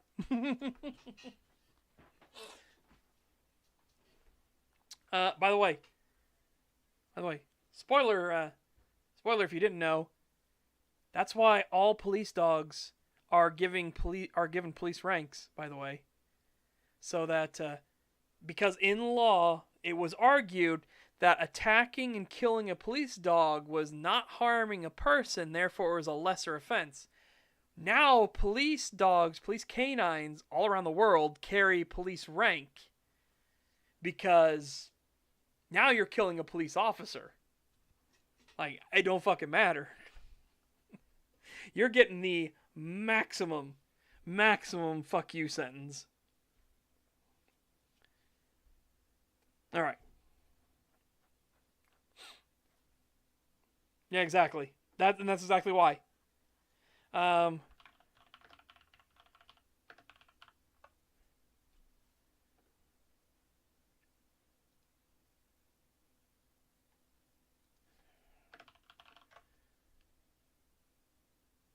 It's Scary Movie 3.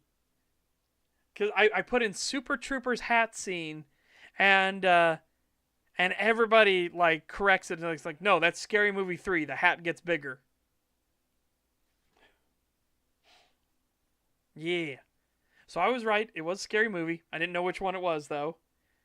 It was not 4, in fact. It was 3. There we go.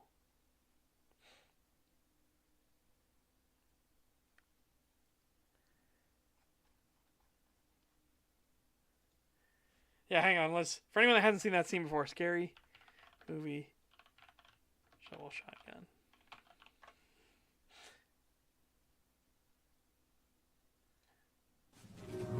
Alright, so this is for anyone that hasn't seen that scene. Yes, it was a parody of Signs. Do you want to run at a normal frame rate? Like, hey, it's doing the thing. I gotta jump around real quick, chat, to get it all, like, out of its system.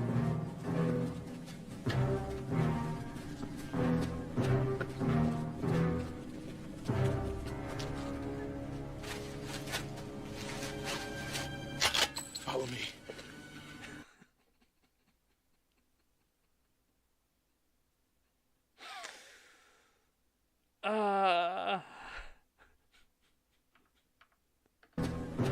One more time. At a good frame rate, please.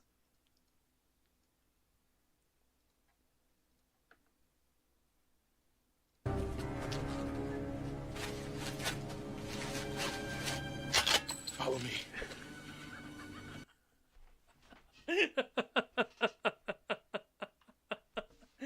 Oh my god. Oh my god. Well, no, I don't begrudge people trying the argument, right?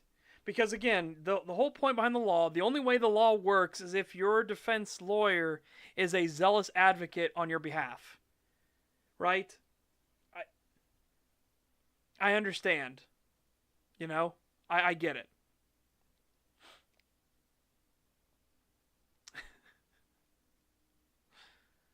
Sergeant Rickless the goat. Yeah.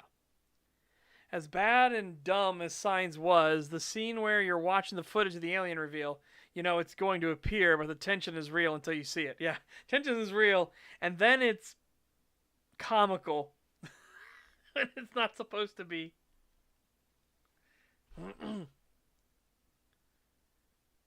Oh.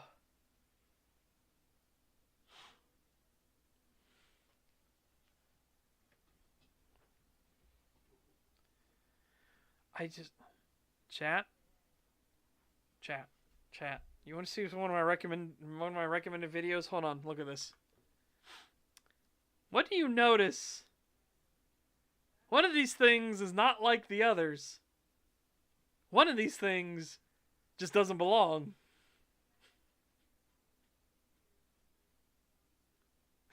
What in the fuck are these recommendations? What in the fuck? Yeah, interesting. What in the fuck do you mean? A sack science.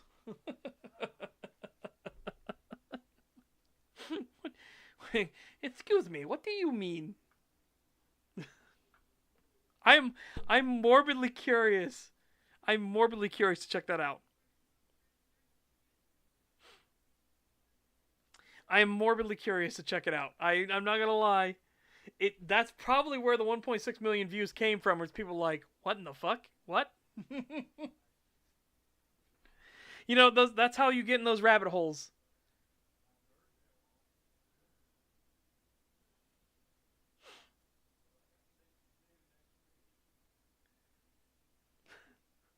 That's how you get in those. That's how you get in those fucking rabbit holes, when you just see something so absurd and you're just like, hang on, what?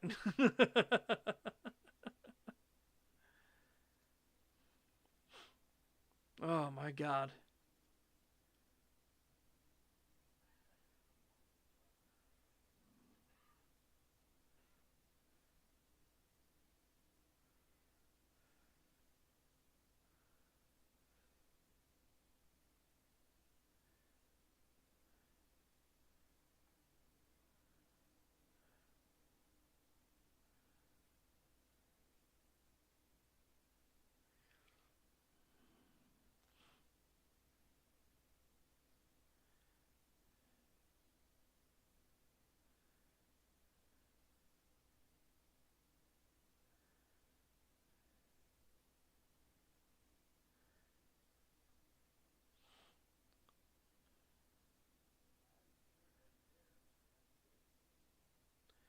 Psychopathy because I tried searching for it. No avail. Not just ADHD? No, no. That's not ADHD. Oh my god.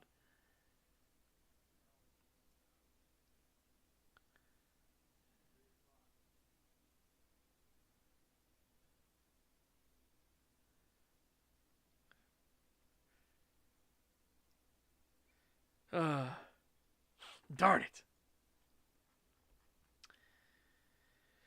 No, so I'm gonna say monomaniacal is what it is for now, until I can either remember it or something, because yeah.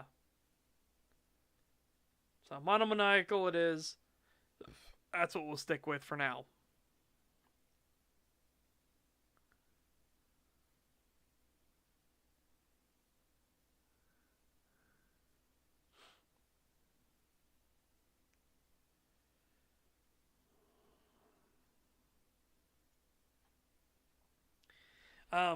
Yeah, so winding it back towards everything again. This next section is going to be like Harkus coming to terms with maybe they're right, maybe they're onto something, but he's still wary, he's still hesitant. All of like he asked as well. Harkus specifically asked John, like, you're gonna insult my intelligence and say that all those people that went missing, all those fires in the bar and stuff like that, were none of your people were involved whatsoever, right? So I guess let's read that section again real quick.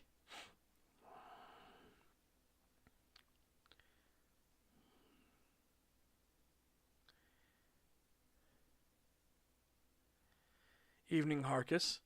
Hope things have been well for you. Harkus furrowed his brow, and already John could tell this was going to be an adventure of a conversation. Not interested in whatever bullshit you're peddling, Sheriff. There's no need to be rude. I won't insult your intelligence by assuming you have no idea why I'm sitting here. I want to discuss the matter with you, candidly, And this seems the best time rather than letting it fester. Yeah? Sure you aren't trying to put me at ease and then do away with me? By the way, I am going to change Harkiss's words to be more of that of the clan holds themselves. This is me. I put in the initial thing. We need to actually make him sound more like Connor. Connor comes from the clan holds as well.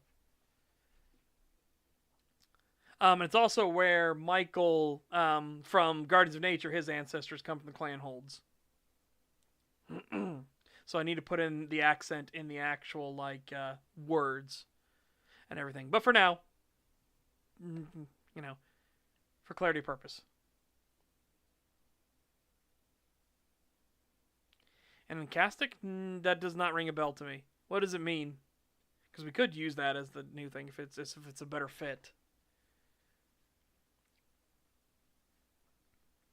The dwarven grumbled a bit and placed his spoon back into the nearly finished bowl of stew. He then folded his arms over his chest and glared at John. I know your kind have a misconception about mine. Frankly, a lot of them, but surely you can see that I have been sheriff here for nearly 2 decades now. You've been here just shy of a decade yourself. Has there been anything untoward going on? I said I wasn't interested in your bullshit. The truth of stone... The dwarf was cut off when the sheriff leaned forward and glared at him intently. Your backward superstitions chiseled into the rock to be remembered for all time? Harkiss let out another grumble and leaned back in the chair. Not much of a start in building bridges. I don't have time to take things slow and ease a wounded pride for a very stubborn people. We're in a crisis situation here, and I want to set the record straight for exactly what is going on. Just because your ancestors chiseled something into a rock does not mean they were infallible, or it holds some special meaning beyond words left behind. You want me to believe not a single word was ever proven false, or some jokester didn't chisel a joke or two to be left for future generations to find? Even my own kind aren't so uptight. AKA, werewolves will sometimes leave crude glyphs and stuff like that around. Because, why not? You know, everybody has that little oh, this will be funny when they find it. More about insecurities taking hold, but psychopathy would be incorrect, so if that doesn't ring a bell, no, not at all.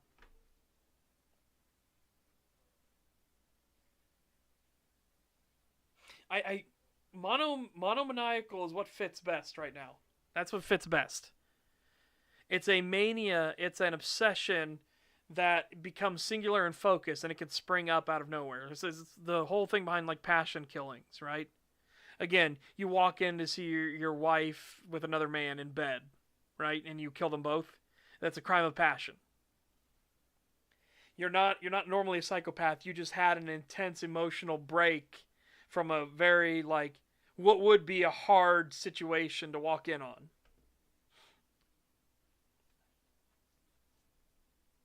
You know, there was no plan, no premeditation or anything. It fucking snapped. There it goes.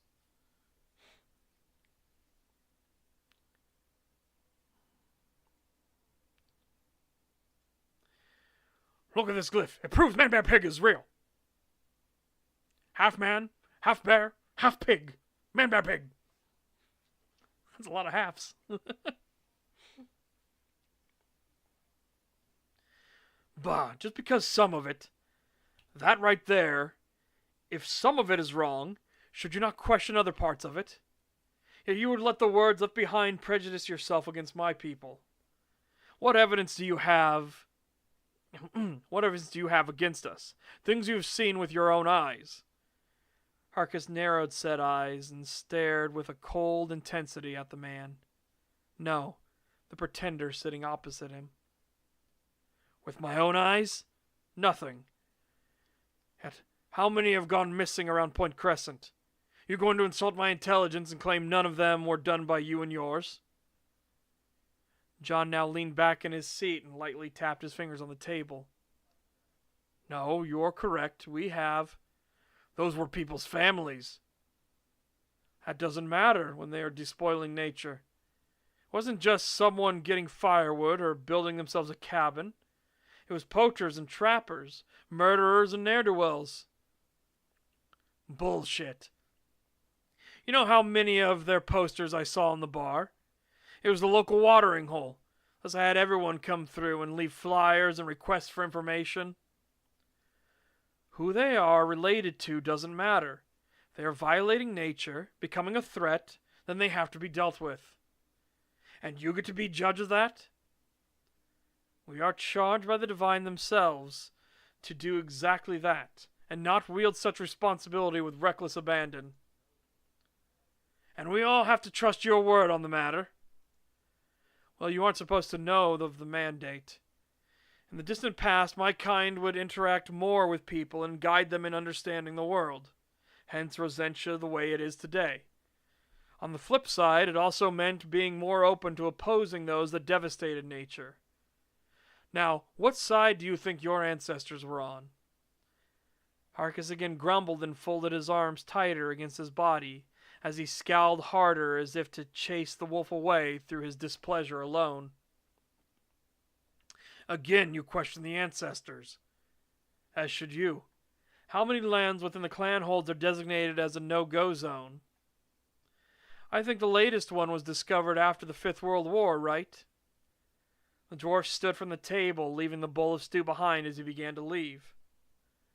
One last thought before you go. If you are so determined to defend the wisdom carved in stone by dwarves just like you, with all the fault and problems that entails, then why aren't you on the eastern continent now? You don't need to know. I don't, nor will I ask in earnest. But you aren't there now. Here things are different, and I'm not asking us to suddenly be friends, but just keep this in mind. We will protect Point Crescent and destroy the necromancer threatening it. They are going against the natural order and must be brought to heel. So again, we may not be friends, but trust that we will stop this threat.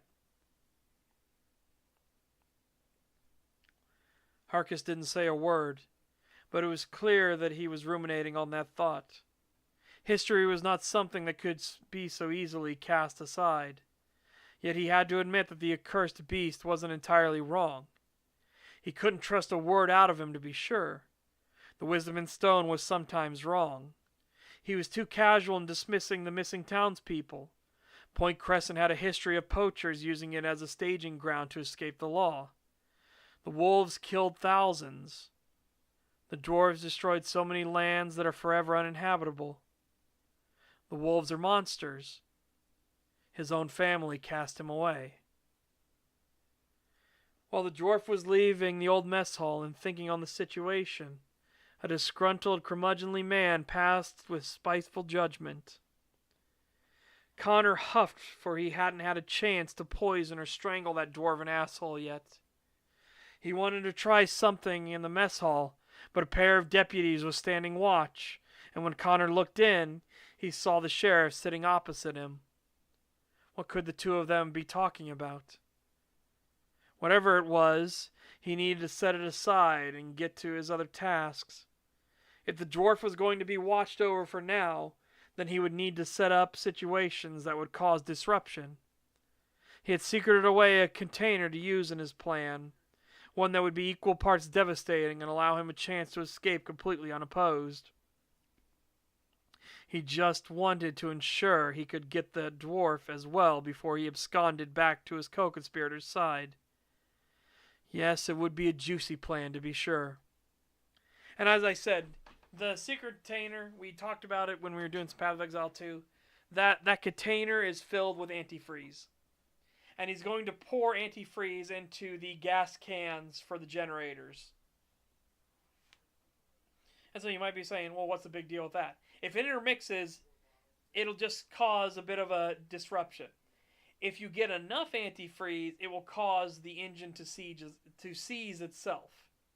Because antifreeze is not combustible.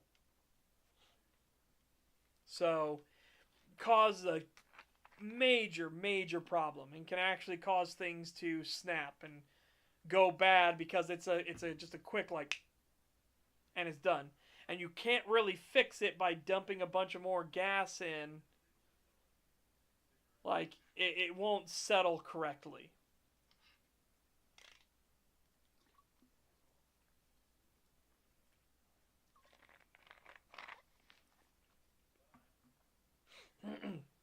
So again, Connor's going to sabotage the generator. But as we talked about too with the wolves, that their objects can have spirits that inhabit them. The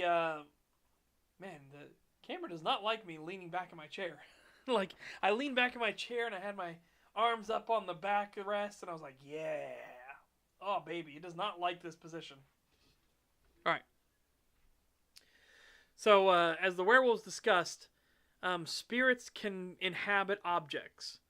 And one of them is going to inhabit the generator in the basement. It will malfunction, but it won't have damaged itself with the malfunction. But they'll have to open it up and basically drain out the fluids and everything like that, and then hand crank it to get gas to start coming out for the pistons and everything to work with combustion and stuff. So they've got to basically purge the fuel system of the antifreeze.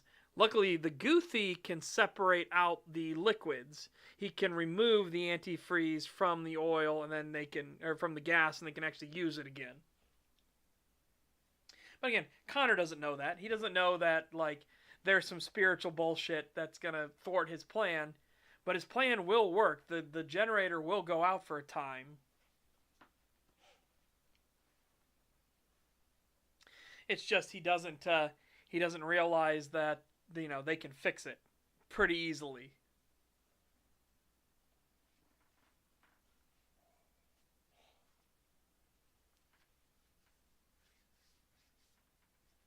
Oh. Yeah, so let me jump to where we're at now. On page 140. Jump all the way down here. All right. Harkus turned over in the cot and looked across the common room he shared with dozens of others. While some of the people, mostly those used to solitude, complained about the noise, all were thankful to have others nearby in this crisis.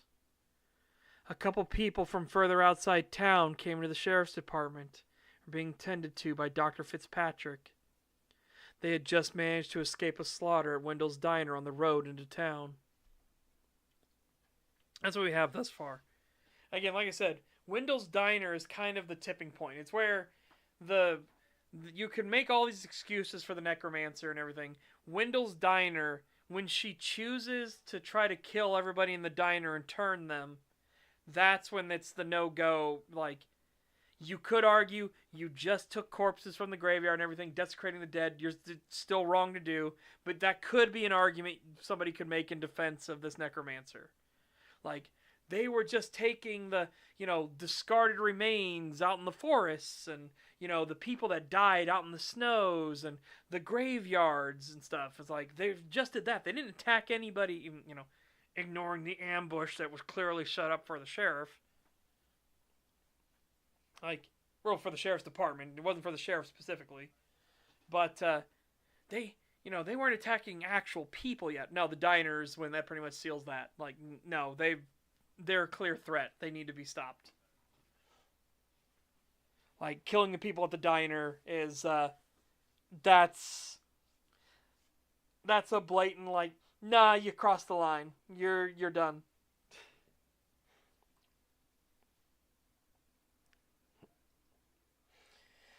Just in case we have any of those media literacy morons that come out and be like, well, no, it's just, again, they killed her family. So the guy's like, I don't fucking care. She's evil. Like, she doesn't get an excuse because the Dwarven clan holds were pieces of shit. Like, that doesn't give you free reign to go kill other people. It's the same thing with what John is trying to explain to him. Is like, it's not a duty they take lightly. Like, Alex is questioning things now more because of what Victoria said. But he's fairly confident because, he has perfect memory recall. He can recall the things that clued him in on who's a poacher and who's just a hunter and things like that. So he's confident that he's only ever killed poachers and despoilers and stuff. He's very confident in that fact. But he likes the fact that what Victoria said has caused him to challenge that idea, to make sure that he's like, he doesn't become, I'm always right. He has reasons. Here is his evidence. The same thing when he kills that husband and wife now. like right after the argument with her. I think it was in Coming Storm.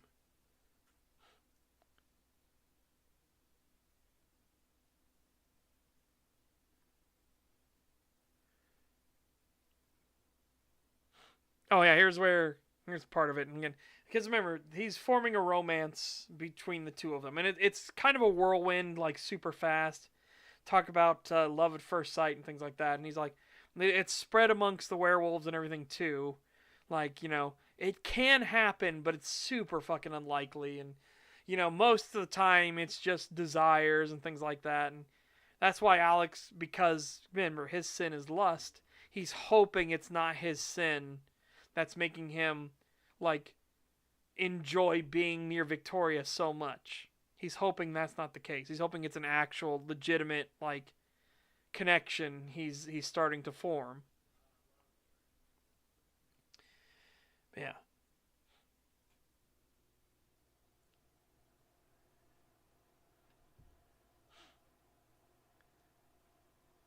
Oh, let's see. Here's where he changes.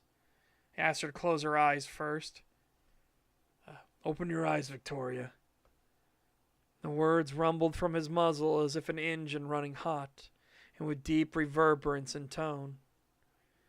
This is when her eyes finally opened and beheld the sight before her.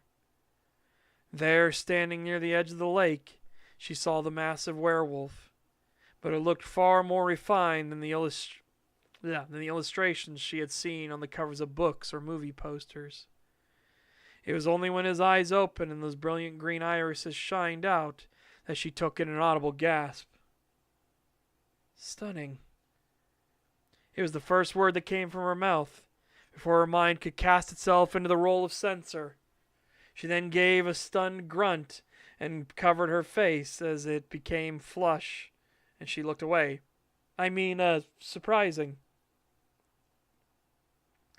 Alex tilted his head and gave a confused whine as he listened to her words, while those green eyes stared at her blushing face. It was certainly a strange notion to hear such words coming from a simple human, especially given the words of other Wolverine upon seeing his form.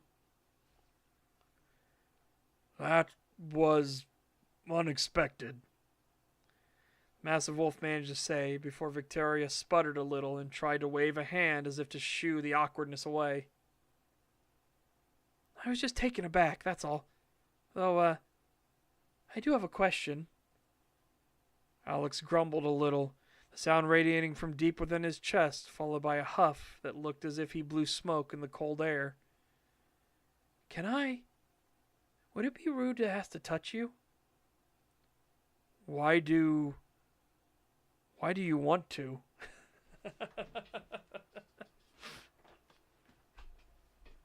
Again, the It's So Fluffy moment. It's so fluffy. The whitest of woman moments. By the way, Anti-Boy Scout, did you know there is in fact a sequel? There is in fact a sequel to Morning Glory Milking Farm. There's two, in fact. And the third one is Moon-Blooded Breeding Clinic.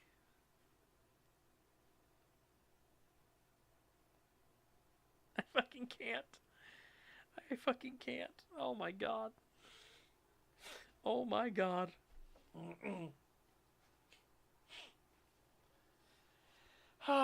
Would you believe if I told you the author was a woman? Both. Oh my god.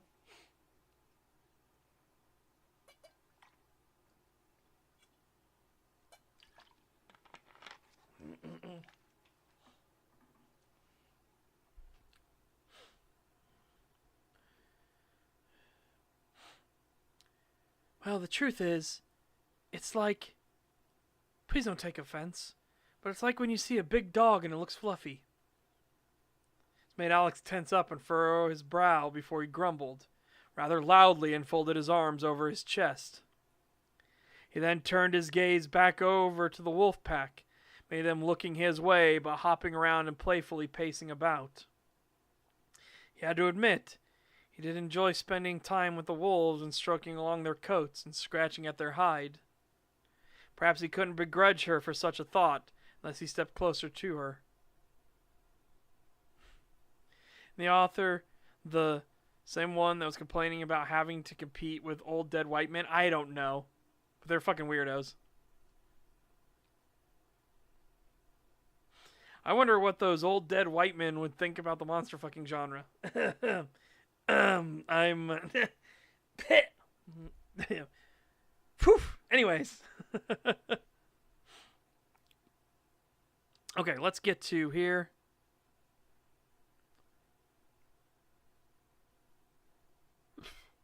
Vingalik dumps him in the lake, so basically Vingalik is telling him to stop being a stubborn old wolf. And so when they do the waking of the lake ritual to basically like signal the start of spring, that's what the wolf pack is waiting there for. They don't know why, but they can sense it, right? They can't see the spirits, but they can kind of sense that, you know, the lake is opening, the ice will be thin enough soon.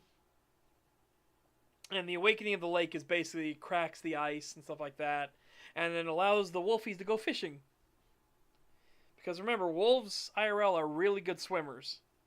The webbing between their little digits on their little peety-peets, the webbing between them actually works as snowshoes, but also really well as flippers. So wolves are really good swimmers.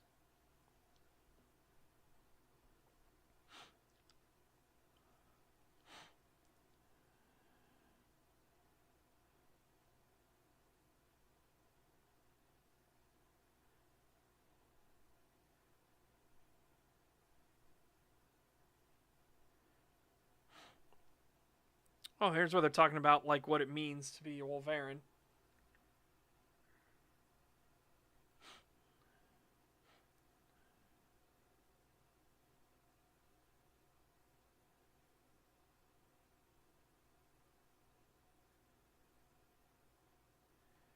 All right, here we go. Yep.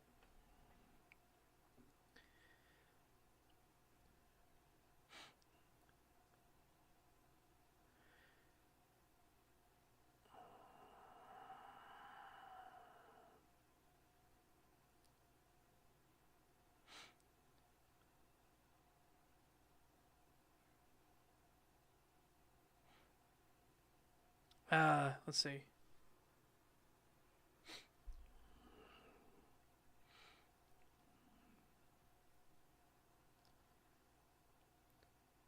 Where do we gotta get to? Okay.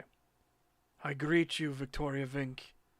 A family known, if not by sight, but old knowledge long lost. It's made both Alex and Victoria blink in unison and turn to face the greater spirit. What? It's a pleasure to meet you, Vingle. The spirit let out a soft chuckle and smiled once more before it stepped closer. It was only now that her mind noted it was far taller than even Alex was in his current form. I apologize for... It's not a name you hear ever, and I'll need time to get it right.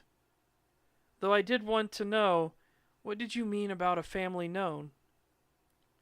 Do not be worried. Pride was not my sin in life. Avarice was the fear that clasped at me. As for your family name, long ago, before any of your family were born, they were tied to the shifters. The Vink family was once a household of the Revoran, those who could take the form of ravens. But that true blood connection was snuffed out hundreds of years ago, before Rosentia was anything more than a powerful city-state. She was of the Revoran? But Alex jumped into speaking quickly before his mind caught up to the words properly processed. A line severed, so that would be why I didn't smell any scent of difference. Correct, little Alex. The children directly from the Revoran died long before they could make more. While the blood of the Vink family carried through marriage, it was no longer the blood of shifters. Now I hear stories not of their care and glory, but of the terror and fear they bring. Ironic in that it is much as if the family fell to their own temptations. May we not dwell on such things, Vingalik. The Great Spirit turned his silver eyes from her and towards Alex now. Even so, Victoria could see their intensity soften as the Spirit began to speak. Still holding on to such fears? Alex tensed up some, then began to speak. But this was not in any tongue that Victoria knew. It sounded as if one were to try and converse with a wolf. It is always there. His face is always there, and that smile and laugh are seared in. It's rude to speak in the high tongue while we have a guest. As for the memories, you know I too was once a Yalderskald. The best aid to keep those memories locked away is not to leave them ignored and isolated, but to seal them away behind the new warm ones we make. If Alex doesn't want to speak on something, I'm fine if he wishes to keep it private, Victoria said, but this made the Spirit turn to her and furrow its brows. You should never encourage self-destructive behavior in others. Having secrets is one thing, but to forever punish yourself for things you never did is another matter. The Spirit then turned its focus back to Alex, who lowered his head and turned it to the side. I'm still a stranger to him. It has only been a single evening, and besides, a greater threat is coming. I know as much. The other forces let me know of the corrupted's presence and its heading. Heating, I almost said heating. For now, though, life must continue on as it has. In fact, Alex is responsible for much of the growth within these woods. The Spirit raised his arms out as he slowly turned away, and she could now see the tail swing lightly back and forth.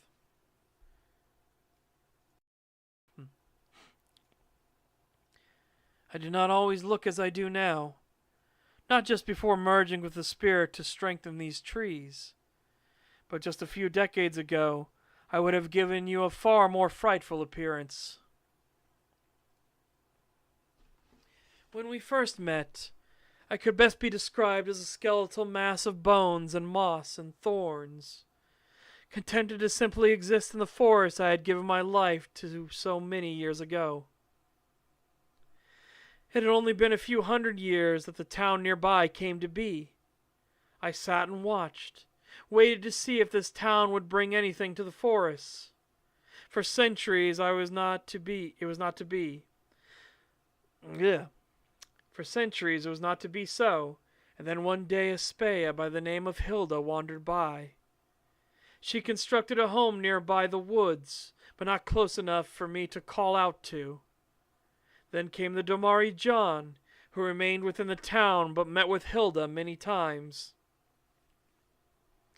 Last but not least came a Yalderskald named Alex, who settled near a lake in a forest that existed as naught but a perpetual and balanced cycle. I heard him offer his prayers and gratitude for the lumber he began to take. He would spend each day selecting specific logs and preparing others for the following winter by carving the bark in key places to harden the wood. Each night after a brief rest, he would patrol the forest on his own volition. He mapped out spots of overgrowth, where soil erosion was taking place, where some of the wildlife had been overly taxing. Each morning he rose and took with him a sapling that he had brought from the town. For each tree he had taken, a dozen more were planted. For each bark he stripped, underbrush and aggressive weeds were cleared. Every day he worked, reshaping and mending the woods. Don't get me wrong, both Hilda and John do the same, but are away from me.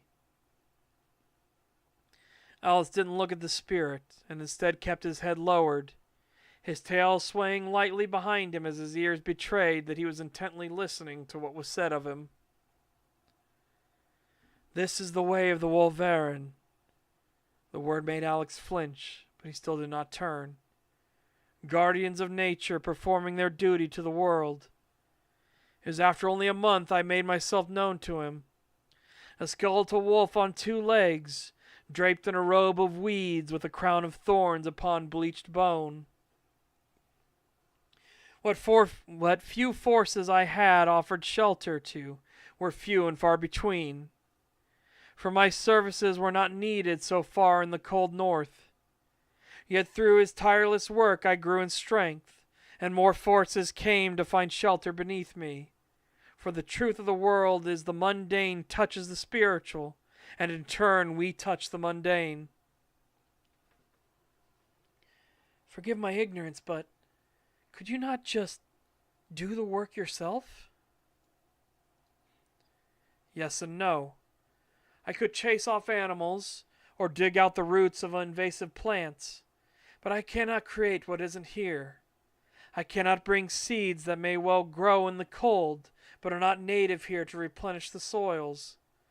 I cannot take new saplings that do not exist here already and plant them. I cannot go outside the limitations that the gathering provides me. I can use forces to do such, but I must protect them too from those that have gone mad or wayward, and I cannot do so if they are outside my sphere of influence. I don't understand. I get some of it, like you can't create what isn't here already, so you can't just snap your fingers and get seeds from nothing. The spirit gave a nod and a soft smile from that wolf-like face. But I don't understand what these forces are, nor what your influence is. In time you shall, I'm sure. For now, the spirit stopped his speaking and looked at Alex. If you would join me in awakening the lake, I'm afraid Miss Vink will not understand the words, but needs must. Alex finally turned back around and gave a bow of his head in acknowledgement. He then stood upright more fully and walked towards the edge of the lake, passing by the spirit and pausing for but a moment. Thank you, Vingalik. It means a lot to hear you speak of the work. No need for thanks. Now lend me your voice and let us begin. Alright, we'll skip the ritual itself.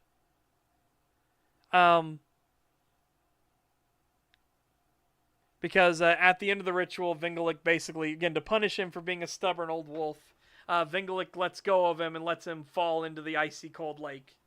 Just go, whoop, right into the water. Basically like, and now, go, goodbye. This is your punishment for being a stubborn old wolf.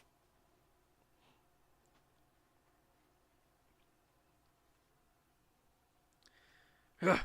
Seems this year he wanted to give me a bit of a punishment for being rude. Getting dropped in the water isn't normally part of it? Not at all. I could hear the words in the end of the howl. He chastised me for being so stubborn and... Alex stopped himself and then closed his eyes for a time. It was clear he was in thought before he took a moment to grumble and cast his gaze back into Victoria's own. Each of my kind is marked with a sin that tempts us into corruption. Mine is lust. It calls to me, will interrupt my sleep, and I fear it greatly. Is that why you came to this place? More or less. I wanted to escape every ounce of temptation and isolated myself here. John and Hilda, Vingalik, and some of the other spirits have been insisting that I'm being foolish. Vingalik just told me I was being too stubborn and refusing to live. John said I have let the fear of that temptation poison me to even the chance of finding contentment. Hilda says I'm one of the dumbest wolves she knows. How the hell was she supposed to answer to that? Or even to try to offer comfort? Instead, she defaulted to a more passive state, much as she would do when not wanting to discuss things with her family. I won't pry. She wanted to leave it there, but she felt something burning inside and so swallowed hard and then spoke once more. Perhaps they are right, though. Have you walled yourself off so thoroughly you cannot feel anything from anyone else? I don't know, Alex said, the clear sign of his ears having lowered slightly and his tail remaining steadfast in its unmoving state made the obvious sadness in his eyes more clear. For himself, he was surprised at the honesty of his own words. Admitting to someone you truly don't have all the answers about something eating you up inside was more of a struggle than he expected. Sensing the truth in this, be it intuition or simply empathy, Victoria changed topic, pointing to the wolf pack across the lake. I never knew wolves could fish. This brought the werewolf's attention over to them before a chuckle escaped him. They can indeed. Wolves are not like dogs. They seem similar, and some think dogs are descendants of wolves, but this is in fact not true. They share a common ancestry, but wolves are wolves and dogs are dogs. Wolves have different body shape than dogs, different paws, different tails, different eyes. Alex turned his focus back to the woman and smiled a little, which she had to admit was a bit weird to see a big wolf head smiling. Did you know that wolves have webbed feet? What? Like a duck? She exclaimed at the sudden trivia. In a manner of speaking. Slowly Alex knelt down and then came to rest on his rump before raising a leg up and carefully spreading the toes on his footpaws. Between each there was webbing that stretched to connect either one, though not all the way to the very tips. It has many benefits. First and foremost is the obvious thinking, in that the webbed feet act as flippers. Thus wolves are amazing swimmers. Yet this also helps in the snow, as the added area acts as snowshoes and allows wolves greater speed across the winter world. Victoria thought on it for a time, was about to speak her thanks for the new information. This was until the violence came crashing into them with the heralding of a single gunshot. Alex's face turned from a playful smile into one of confusion and then bared teeth as he moved to his feet. Though the grace with which he had ascended back to standing was hard for her to put into words, as those feet kicked out behind him and he was up and running to put himself between Victoria and the source of the sound. It was almost instantaneous, as if he didn't operate with a moment's thought but pure instinct. There was an angry growl, and the form of a werewolf began to move away from Victoria. Please, return to the cabin. I need to check on this. She heard the spite and heat in those words, and thus she stood up and called out, What are you going to do? The question made the wolf turn his head back, eyes narrowed and mouth hung open as if the audacity of the question itself affected him deep to his core. What? She froze up at that single word and then looked worried. What will you do? I will stalk whoever is there. Then they will be dealt with. The statement made her flinch, and she looked at Alex, who saw the sadness in her eyes. My family just... Those are the words they would often use when speaking of killing someone. That is the likely outcome of it. Can it not be, though? Her words had cut him off, and he tilted his head while he furrowed his brows. A deep grumbling came from him. And what would you have me do? Would you have me somehow corral them? To bring them to the police? Police that do not exist here? Should I try and call John back, abandon his tasks against the mageling to come arrest those that despoil the forest? He realized there was an anger welling up from within him, but he did his best to make sure he would not let it boil over. No, I get that, She let her words trail off as she thought things through. It was a ridiculous notion, but she felt like there should be something else. Surely there was something more these beings of power would have. Is there nothing else that could be done about them? Some way to show them the error of their ways, or... Such as? If you have a suggestion, I'm all ears. But know this, they are despoilers. They made their choice and must accept their fate. What if they do it to survive, or because they have to? No one is forcing them to harm the world. Should I come across them and they are being held at gunpoint to do such acts, then I will eat every crumb of humble pie. He then grumbled some and tensed up before repeating himself. They made their choice. They must surely have their reasons? Everyone has reasons for what they do. That does not excuse the doing of it. Your family had reasons, did they not? This made her flinch, and she curled in on herself a little, eyes trailing away to look down. That is what reasons get you. You now know more of how the world works, and I'll do my duty as is my calling. She wanted to speak up and apologize, but she heard the wolf's footsteps leaving. She turned to watch his passing as he started to bound into the trees in the direction of the gunshot. She also looked up and saw the storm clouds far off on the horizon, decided she had best get back to the cabin. As she took the crutches tightly in her grasp, she began her ascent back up, all while she gave a few glances over to the storm approaching and could hear the distant roll of thunder.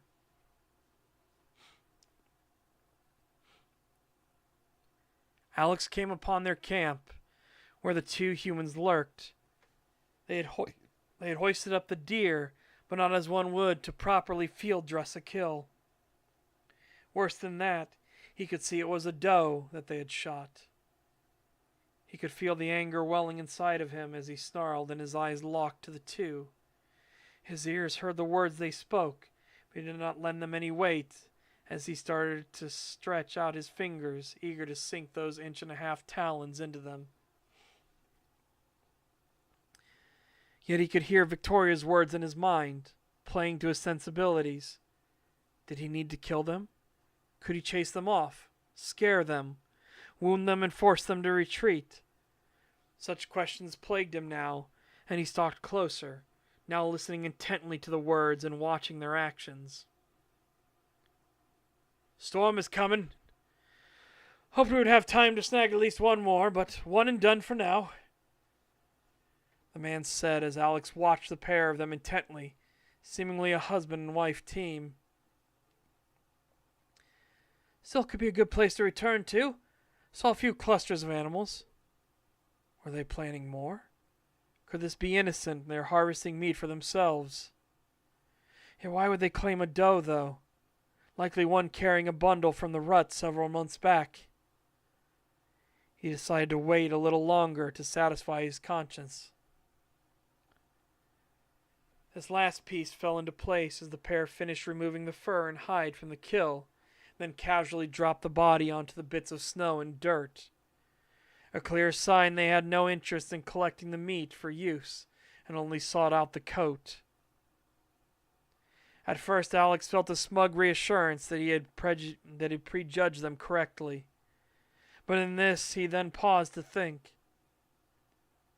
Victoria's worry, while misguided, wasn't totally absurd, for these two could have easily just been hunting for themselves and subsisted off it. He was confident the others he had brought low were despoilers, poaching the bounty of nature purely for gain. He would need to keep this in mind for the future, though. Though he came to another revelation in her words. Before he had tormented these despoilers and ensured they knew the reasons for their suffering. Perhaps, though, there was a cleaner method. Better to just end them quickly and let the divines judge them proper. In this he lowered his claws and instead drew his hands together as if in prayer. He then slid his left hand forward and curled his fingers in as he pulled the right back in pantomime of a bow being drawn. This became true as the Yalder-Scald Shadow Sting bow began to take shape, and he drew back the ebony arrow with not a single ounce of resistance. The bow had no draw weight, nor did it use anything beyond the Yalder-Scald ability to manipulate shadow into form. This also made it a very poor tool to use against the toughest foes, but these were just humans. The shadow flew forth from the bow limbs, sailing through the air before it sank deep into its target. Alex had to admit to himself that this was a far more humane option, as both poachers staggered and stumbled in the snow and mud beneath. He still had a duty to perform, but this need not be done with as much disdain as he had beforehand. As he approached the camp, he brought forth the axe as the second gift Monty gave unto those of his caste. He decided there would be no ceremony, and instead simply finish the work quickly. He then looked to the skinned doe, now laying in the snow and mud, for placing a hand on them and lowering his head. His jaws opened and he tore a chunk of the meat free, before letting the blood flow onto his hands and scattered it about the site. The poachers wanted nothing of the meat, so he would take some for himself, and give scent to the forest that a feast was prepared for it. He turned to look at all the equipment the pair had brought with them, and waved a hand in dismissal before he left.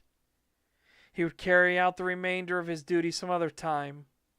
For now he had much to ponder, and he started to make the trek back towards the cabin. His ears twitched and turned to face the rolling thunder in the distance, and somewhere deep inside he knew this storm would be one to hate. There we go. Sorry, I wanted to get to the point where he was dealing with the husband and wife. Because again, that will come back up later, because people are going to ask questions like, have they seen these people, right? And it's not that they've been missing for a long time, it's just one of those things like, hey, have you seen them? You know, we haven't heard from them. Obviously, we're trying to get everybody together because we're under siege, but they didn't come in last night. We haven't heard from them. We can't get them on radio. Does anybody know any information? Right? And it's going to make him think back on this situation and be like, even though he was correct in his prejudiced judgment, that won't always be true. Now, granted, he hasn't killed a bunch of people, but he's killed a lot. Now, he's positive because he has the perfect recall that they were all people that were despoiling nature, poachers and things like that. People that deserved it. But he has to be careful. He was falling into the trap because, remember, he assumed right off the bat that he was going to have to kill them. Before he'd seen them, before he'd investigated or anything, he's like, well, I got some killing to do. So Victoria's words helped give him a bit of a pause, give him a bit of a like, are you sure though?